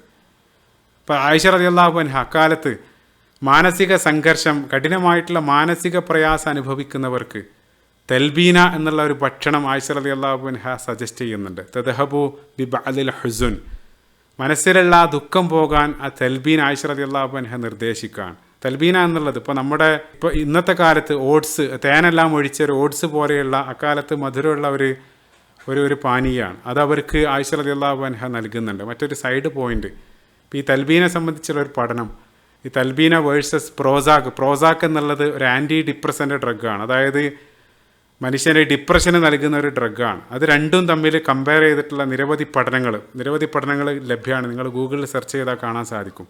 അപ്പോൾ എലികളിലെല്ലാം അവർ നടത്തിയ പഠനം, അതിനെ സംബന്ധിച്ചുള്ള നിരവധി പേപ്പറുകൾ ലഭ്യമാണ്. അതായത് 2 ഗ്രൂപ്പ് എലികളെ തരംതിരിച്ച് ഒരു വളരെ സ്ട്രെസ്ഫുള്ളായിട്ടുള്ളൊരു സിറ്റുവേഷനിലൂടെ അവരെ കടത്തിവിടുകയാണ്, അവരുടെ മൂഡ് ഡൗൺ ചെയ്യാൻ വേണ്ടി. അതിനുശേഷം ഒരു ഗ്രൂപ്പ് എലികൾക്ക് അവർ ആ പ്രോസാക്ക് എന്നുള്ള ആ ഒരു മരുന്നും മറ്റൊരു വിഭാഗം എലികൾക്ക് അവർ ആ തെൽബീന ആ ഒരു ഡ്രിങ്കും നൽകിയ സമയത്ത് അതിനുശേഷം അവരുടെ ആ 2 ഗ്രൂപ്പിൻ്റെയും ആ യൂറിൻ സാമ്പിൾ അവർ പരിശോധിച്ച സമയത്ത് ആ യൂറിൻ സാമ്പിളിൽ ഇപ്പോൾ ഈ ഡിപ്രഷനെ ഇൻഡിക്കേറ്ററായിട്ട് അല്ലെങ്കിൽ അതിനെ സൂചിപ്പിക്കുന്ന ഘടകങ്ങൾ, ഇപ്പോൾ നിരവധി ന്യൂറോ ട്രാൻസ്മിറ്റർ, ഡോപ്പമിൻ, അതേപോലെ സീറോട്ടോണിൻ, നോറെഫിനെപ്രിൻ, ഇതേ രൂപത്തിലുള്ള കാര്യങ്ങളുടെ അളവ് അവർ പരിശോധിച്ച സമയത്ത് അത് വളരെ പോസിറ്റീവായിട്ടുള്ള റിസൾട്ട് തൽബീനയുടെ കാര്യത്തിൽ കാണാൻ സാധിച്ചു എന്ന് അത്തരം പേപ്പറുകൾ അല്ലെങ്കിൽ അതിനെ സംബന്ധിച്ചുള്ള ലേഖനങ്ങൾ വിവരിക്കുന്നതായിട്ട് കാണാൻ സാധിക്കും. ഏതായിരുന്നാലും അപ്പോൾ ആ ഒരു കൺസെപ്റ്റ്, അതാണ് നമ്മുടെ പോയിന്റ്. ആ ഒരു കൺസെപ്റ്റ് അല്ലെങ്കിൽ ആ ഒരു സങ്കല്പം, അതായത് മാനസിക രോഗങ്ങൾക്ക് ശാരീരികമായിട്ടുള്ള പരിഹാരങ്ങൾ, അതിൻ്റെ ഒരു ബേസ് ഹദീസുകളിൽ തന്നെ കാണാൻ സാധിക്കുന്നു എന്നുള്ളതാണ്. അവസാനമായിട്ട് ഞാൻ നേരത്തെ ഇസ്ലാം ഈ രംഗത്തെല്ലാം വളരെ അപ്ഡേറ്റഡ് ആണെന്ന് പറഞ്ഞു. അപ്പോൾ മനഃശാസ്ത്ര രംഗത്ത് വളരെ ഉന്നത പഠനങ്ങൾ നടത്തുന്ന ആളുകളെപ്പോലും ഇസ്ലാമിൻ്റെ ഈ രംഗത്തുള്ള കാഴ്ചപ്പാട് വളരെയധികം ആകർഷിക്കുന്നു. അത് കാരണം അവർ ഇസ്ലാം സ്വീകരിക്കാൻ വരെ അത് കാരണമായിട്ട് തീരാണ്. ഏറെ ആകർഷിച്ച ഒരാളുടെ അനുഭവം, അടുത്ത കാലത്ത് സ്റ്റാൻഫോർഡ് അല്ലെങ്കിൽ കാംബ്രിഡ്ജ് യൂണിവേഴ്സിറ്റിയിലെല്ലാം പ്രൊഫസറായിരുന്ന ഒരു വ്യക്തി, അദ്ദേഹം സോൾ, അതായത് മനുഷ്യൻ്റെ ആത്മാവ്, നഫ്സ്, അതിനെ സംബന്ധിച്ച് ഒരു PhD തിസീസ് ചെയ്യാനിരിക്കുകയായിരുന്നു. അപ്പം അദ്ദേഹം അത് ചെയ്യുന്നതിന് മുമ്പ് അദ്ദേഹം ലോകത്തുള്ള വ്യത്യസ്ത കൾച്ചറിലും അതേപോലെ തന്നെ വ്യത്യസ്ത മതങ്ങളിലെല്ലാം അതിനെ സംബന്ധിച്ചുള്ള സങ്കല്പം, മനുഷ്യൻ്റെ ആത്മാവിനെ സംബന്ധിച്ചുള്ള സങ്കല്പം അടുത്തറിയാൻ വേണ്ടി ലോകത്തെ വ്യത്യസ്ത ഭാഗങ്ങളിലേക്ക് അദ്ദേഹം യാത്ര ചെയ്യുകയാണ്. അതിൻ്റെ ഭാഗമായിട്ട് ഇന്ത്യയിൽ വന്ന് അവിടെ ഒരു ആശ്രമത്തിൽ ഒരുപാട് കാലം യോഗയും മറ്റെല്ലാം അഭ്യസിച്ച് പല കാര്യങ്ങൾ അദ്ദേഹം പഠിച്ചു. അതിനുശേഷം അദ്ദേഹം തായ്ലൻഡിൽ പോയി അവിടെ ഒരു കാട്ടിൽ ഒരുപാട് കാലം അവിടെയുള്ള നിരവധി ഗോത്ര വിഭാഗങ്ങളിൽ നിന്നെല്ലാം ഒരുപാട് കാര്യങ്ങൾ അദ്ദേഹം പഠിച്ചു. അതിനുശേഷം ആഫ്രിക്കയിൽ പോയി ജമൈക്കയിലും മറ്റും അവിടെ ആടിനെ മേച്ചും മറ്റുമെല്ലാം അവിടെയുള്ള നിരവധി കൾച്ചറുകളിൽ നിന്ന് ഒരുപാട് കാര്യങ്ങൾ അതുമായിട്ട് ബന്ധപ്പെട്ട അദ്ദേഹം കളക്ട് ചെയ്യുകയാണ്. അതിനുശേഷം ഫലസ്തീൻ, അവിടെയെല്ലാം പോയി വ്യത്യസ്ത ഭാഗങ്ങളിൽ നിന്നെല്ലാം അവിടെയുള്ള വ്യത്യസ്ത ഈ സോളിനെ, മനുഷ്യൻ്റെ ആത്മാവിനെ സംബന്ധിച്ചുള്ള കാഴ്ചപ്പാടുകളെല്ലാം അദ്ദേഹം കളക്ട് ചെയ്ത് അദ്ദേഹം ആ PhD ചെയ്യാനിരിക്കുന്ന സമയത്ത് അദ്ദേഹത്തിനോട് ഒരു സുഹൃത്ത് ഇസ്ലാമിന് ഈ വിഷയത്തിലുള്ള കാഴ്ചപ്പാട് നിങ്ങൾ ശ്രദ്ധിച്ചോ എന്ന് ചോദിച്ച സമയത്ത് അതിലൊരു കാര്യം തോന്നിയില്ല. കാരണം ഇസ്ലാമിന് എന്ത് കാഴ്ചപ്പാട് സൈക്കോളജി രംഗത്ത് ആ രൂപത്തിൽ ഒരു പുച്ഛഭാവത്തോടു കൂടെയാണ് അദ്ദേഹം ആ സമയത്ത് കണ്ടതെങ്കിലും ആ ഒരു നിർദ്ദേശം പരിഗണിച്ചുകൊണ്ട് അദ്ദേഹം ഇസ്ലാമിന് ഈ രംഗത്തുള്ള വീക്ഷണത്തെ സംബന്ധിച്ച് അദ്ദേഹം പഠിക്കാനൊരുങ്ങുകയാണ്. പിന്നീട് അദ്ദേഹം പറയുന്നുണ്ട്, എന്നെ അത്ഭുതപ്പെടുത്തി എന്നുള്ളത്. കാരണം നേരത്തെ ഒരുപാട് ജമ്മു പല ഭാഗത്തു നിന്നായിട്ട് ഞാൻ കളക്ട് ചെയ്തിരുന്നെങ്കിലും നിരവധി ഒരിക്കലും സോൾവ് ചെയ്യാൻ പറ്റാത്ത നിരവധി പസിലുകൾ മനസ്സിൽ അവശേഷിക്കുന്നുണ്ടായിരുന്നു. പക്ഷേ ഖുർആൻ ഈ രംഗത്തുള്ള കാഴ്ചപ്പാട് അത് പരിശോധിച്ചതോടുകൂടെ ഓരോന്നായിട്ട് ആ പസിലുകളെല്ലാം കൃത്യമായിട്ട് ചേർന്ന് വളരെ വ്യക്തമായിട്ടൊരു പിക്ചർ എനിക്കതിലൂടെ ലഭിച്ചു എന്നുള്ളതാണ്. അദ്ദേഹം അത്ഭുതപ്പെടുകയും അവസാനം അദ്ദേഹം ഇസ്ലാം സ്വീകരിക്കുകയും ചെയ്തു. അബ്ദുള്ള റോത്ത്മാൻ എന്നുള്ള പേരിൽ സ്റ്റാൻഫോർഡ് യൂണിവേഴ്സിറ്റിയിൽ അദ്ദേഹത്തിൻ്റെ നിരവധി പ്രബന്ധങ്ങളും പ്രഭാഷണങ്ങളെല്ലാം ലഭ്യമാണ്. അപ്പോൾ ഈ രൂപത്തിലാണ് ഈ ഒരു വിഷയത്തിലും വളരെ വ്യക്തമായിട്ടുള്ളൊരു കാഴ്ചപ്പാട് ഇസ്ലാമിനുണ്ട് എന്നുള്ളതാണ്. അപ്പോൾ അള്ളാഹു അത്തരം കഠിനമായിട്ടുള്ള മാനസിക രോഗങ്ങൾ, ആ മാനസിക സംഘർഷങ്ങളിൽ നിന്നും നമ്മളേവരെയും കാത്തുരക്ഷിക്കുമാറാകട്ടെ. ആമീൻ. പല കാരണങ്ങളാലും കഠിനമായിട്ടുള്ള വിഷമവും മാനസിക പ്രയാസങ്ങളെല്ലാം അനുഭവിക്കുന്ന നിരവധി സഹോദരങ്ങളുണ്ട്. അള്ളാഹു അവർക്ക് സമ്പൂർണ്ണമായിട്ടുള്ള ശമനം നൽകുമാറാകട്ടെ. ആമീൻ. അതേപോലെ തന്നെ അവരുടെ ആ പ്രയാസങ്ങൾ, അവരനുഭവിക്കുന്ന മാനസിക പ്രയാസങ്ങൾക്ക് ഇരട്ടിയായിട്ട് അതിന് മരണാനന്തര ജീവിതത്തിൽ ഉന്നതമായിട്ടുള്ള പദവിയും അതേപോലെ തന്നെ പ്രതിഫലവും നീ നൽകണേ. ആമീൻ. സ്ഥിരമായിട്ട് നമ്മൾ ആ ഒരു പ്രാർത്ഥന റസൂലുള്ളാഹി സ്വല്ലല്ലാഹു അലൈഹി വസല്ലം പലപ്പോഴായിട്ട് പ്രാർത്ഥിക്കാറുള്ള അല്ലാഹുമ്മ ഇന്നി അഊദു ബിക മിനൽ ഹമ്മി വൽ ഹസൻ, അതേപോലെ തന്നെ റസൂലുള്ളാഹി സ്വല്ലല്ലാഹു അലൈഹി വസല്ലം മാനസിക വിഭ്രാന്തികളിൽ നിന്നെല്ലാം രക്ഷ ചോദിച്ചു അല്ലാഹുമ്മ ഇന്നി അഊദു ബിക മിനൽ ജുനൂൻ. ഈ രൂപത്തിലുള്ള പ്രാർത്ഥനകളെല്ലാം നമ്മുടെ നിത്യജീവിതത്തിൽ നമ്മളെ സ്ഥിരാക്കുക. അല്ലാഹു എല്ലാ അർത്ഥത്തിലും സമ്പൂർണ്ണമായിട്ടുള്ള ശമനം നമുക്ക് ഏവർക്കും നൽകുമാറാകട്ടെ. റബ്ബന ആതിന ഫിദ്ദുനിയ ഹസന വഫിൽ ആഖിറതി ഹസനതൻ വഖിന അദാബന്നാർ. റബ്ബന തഖബ്ബൽ മിന്ന ഇന്നക അൻത സമീഉൽ അലീം വതുബ് അലൈന ഇന്നക അൻത തവ്വാബുർ റഹീം. അസ്സലാമു അലൈക്കും വറഹ്മത്തുള്ളാഹി വബറകാതുഹു.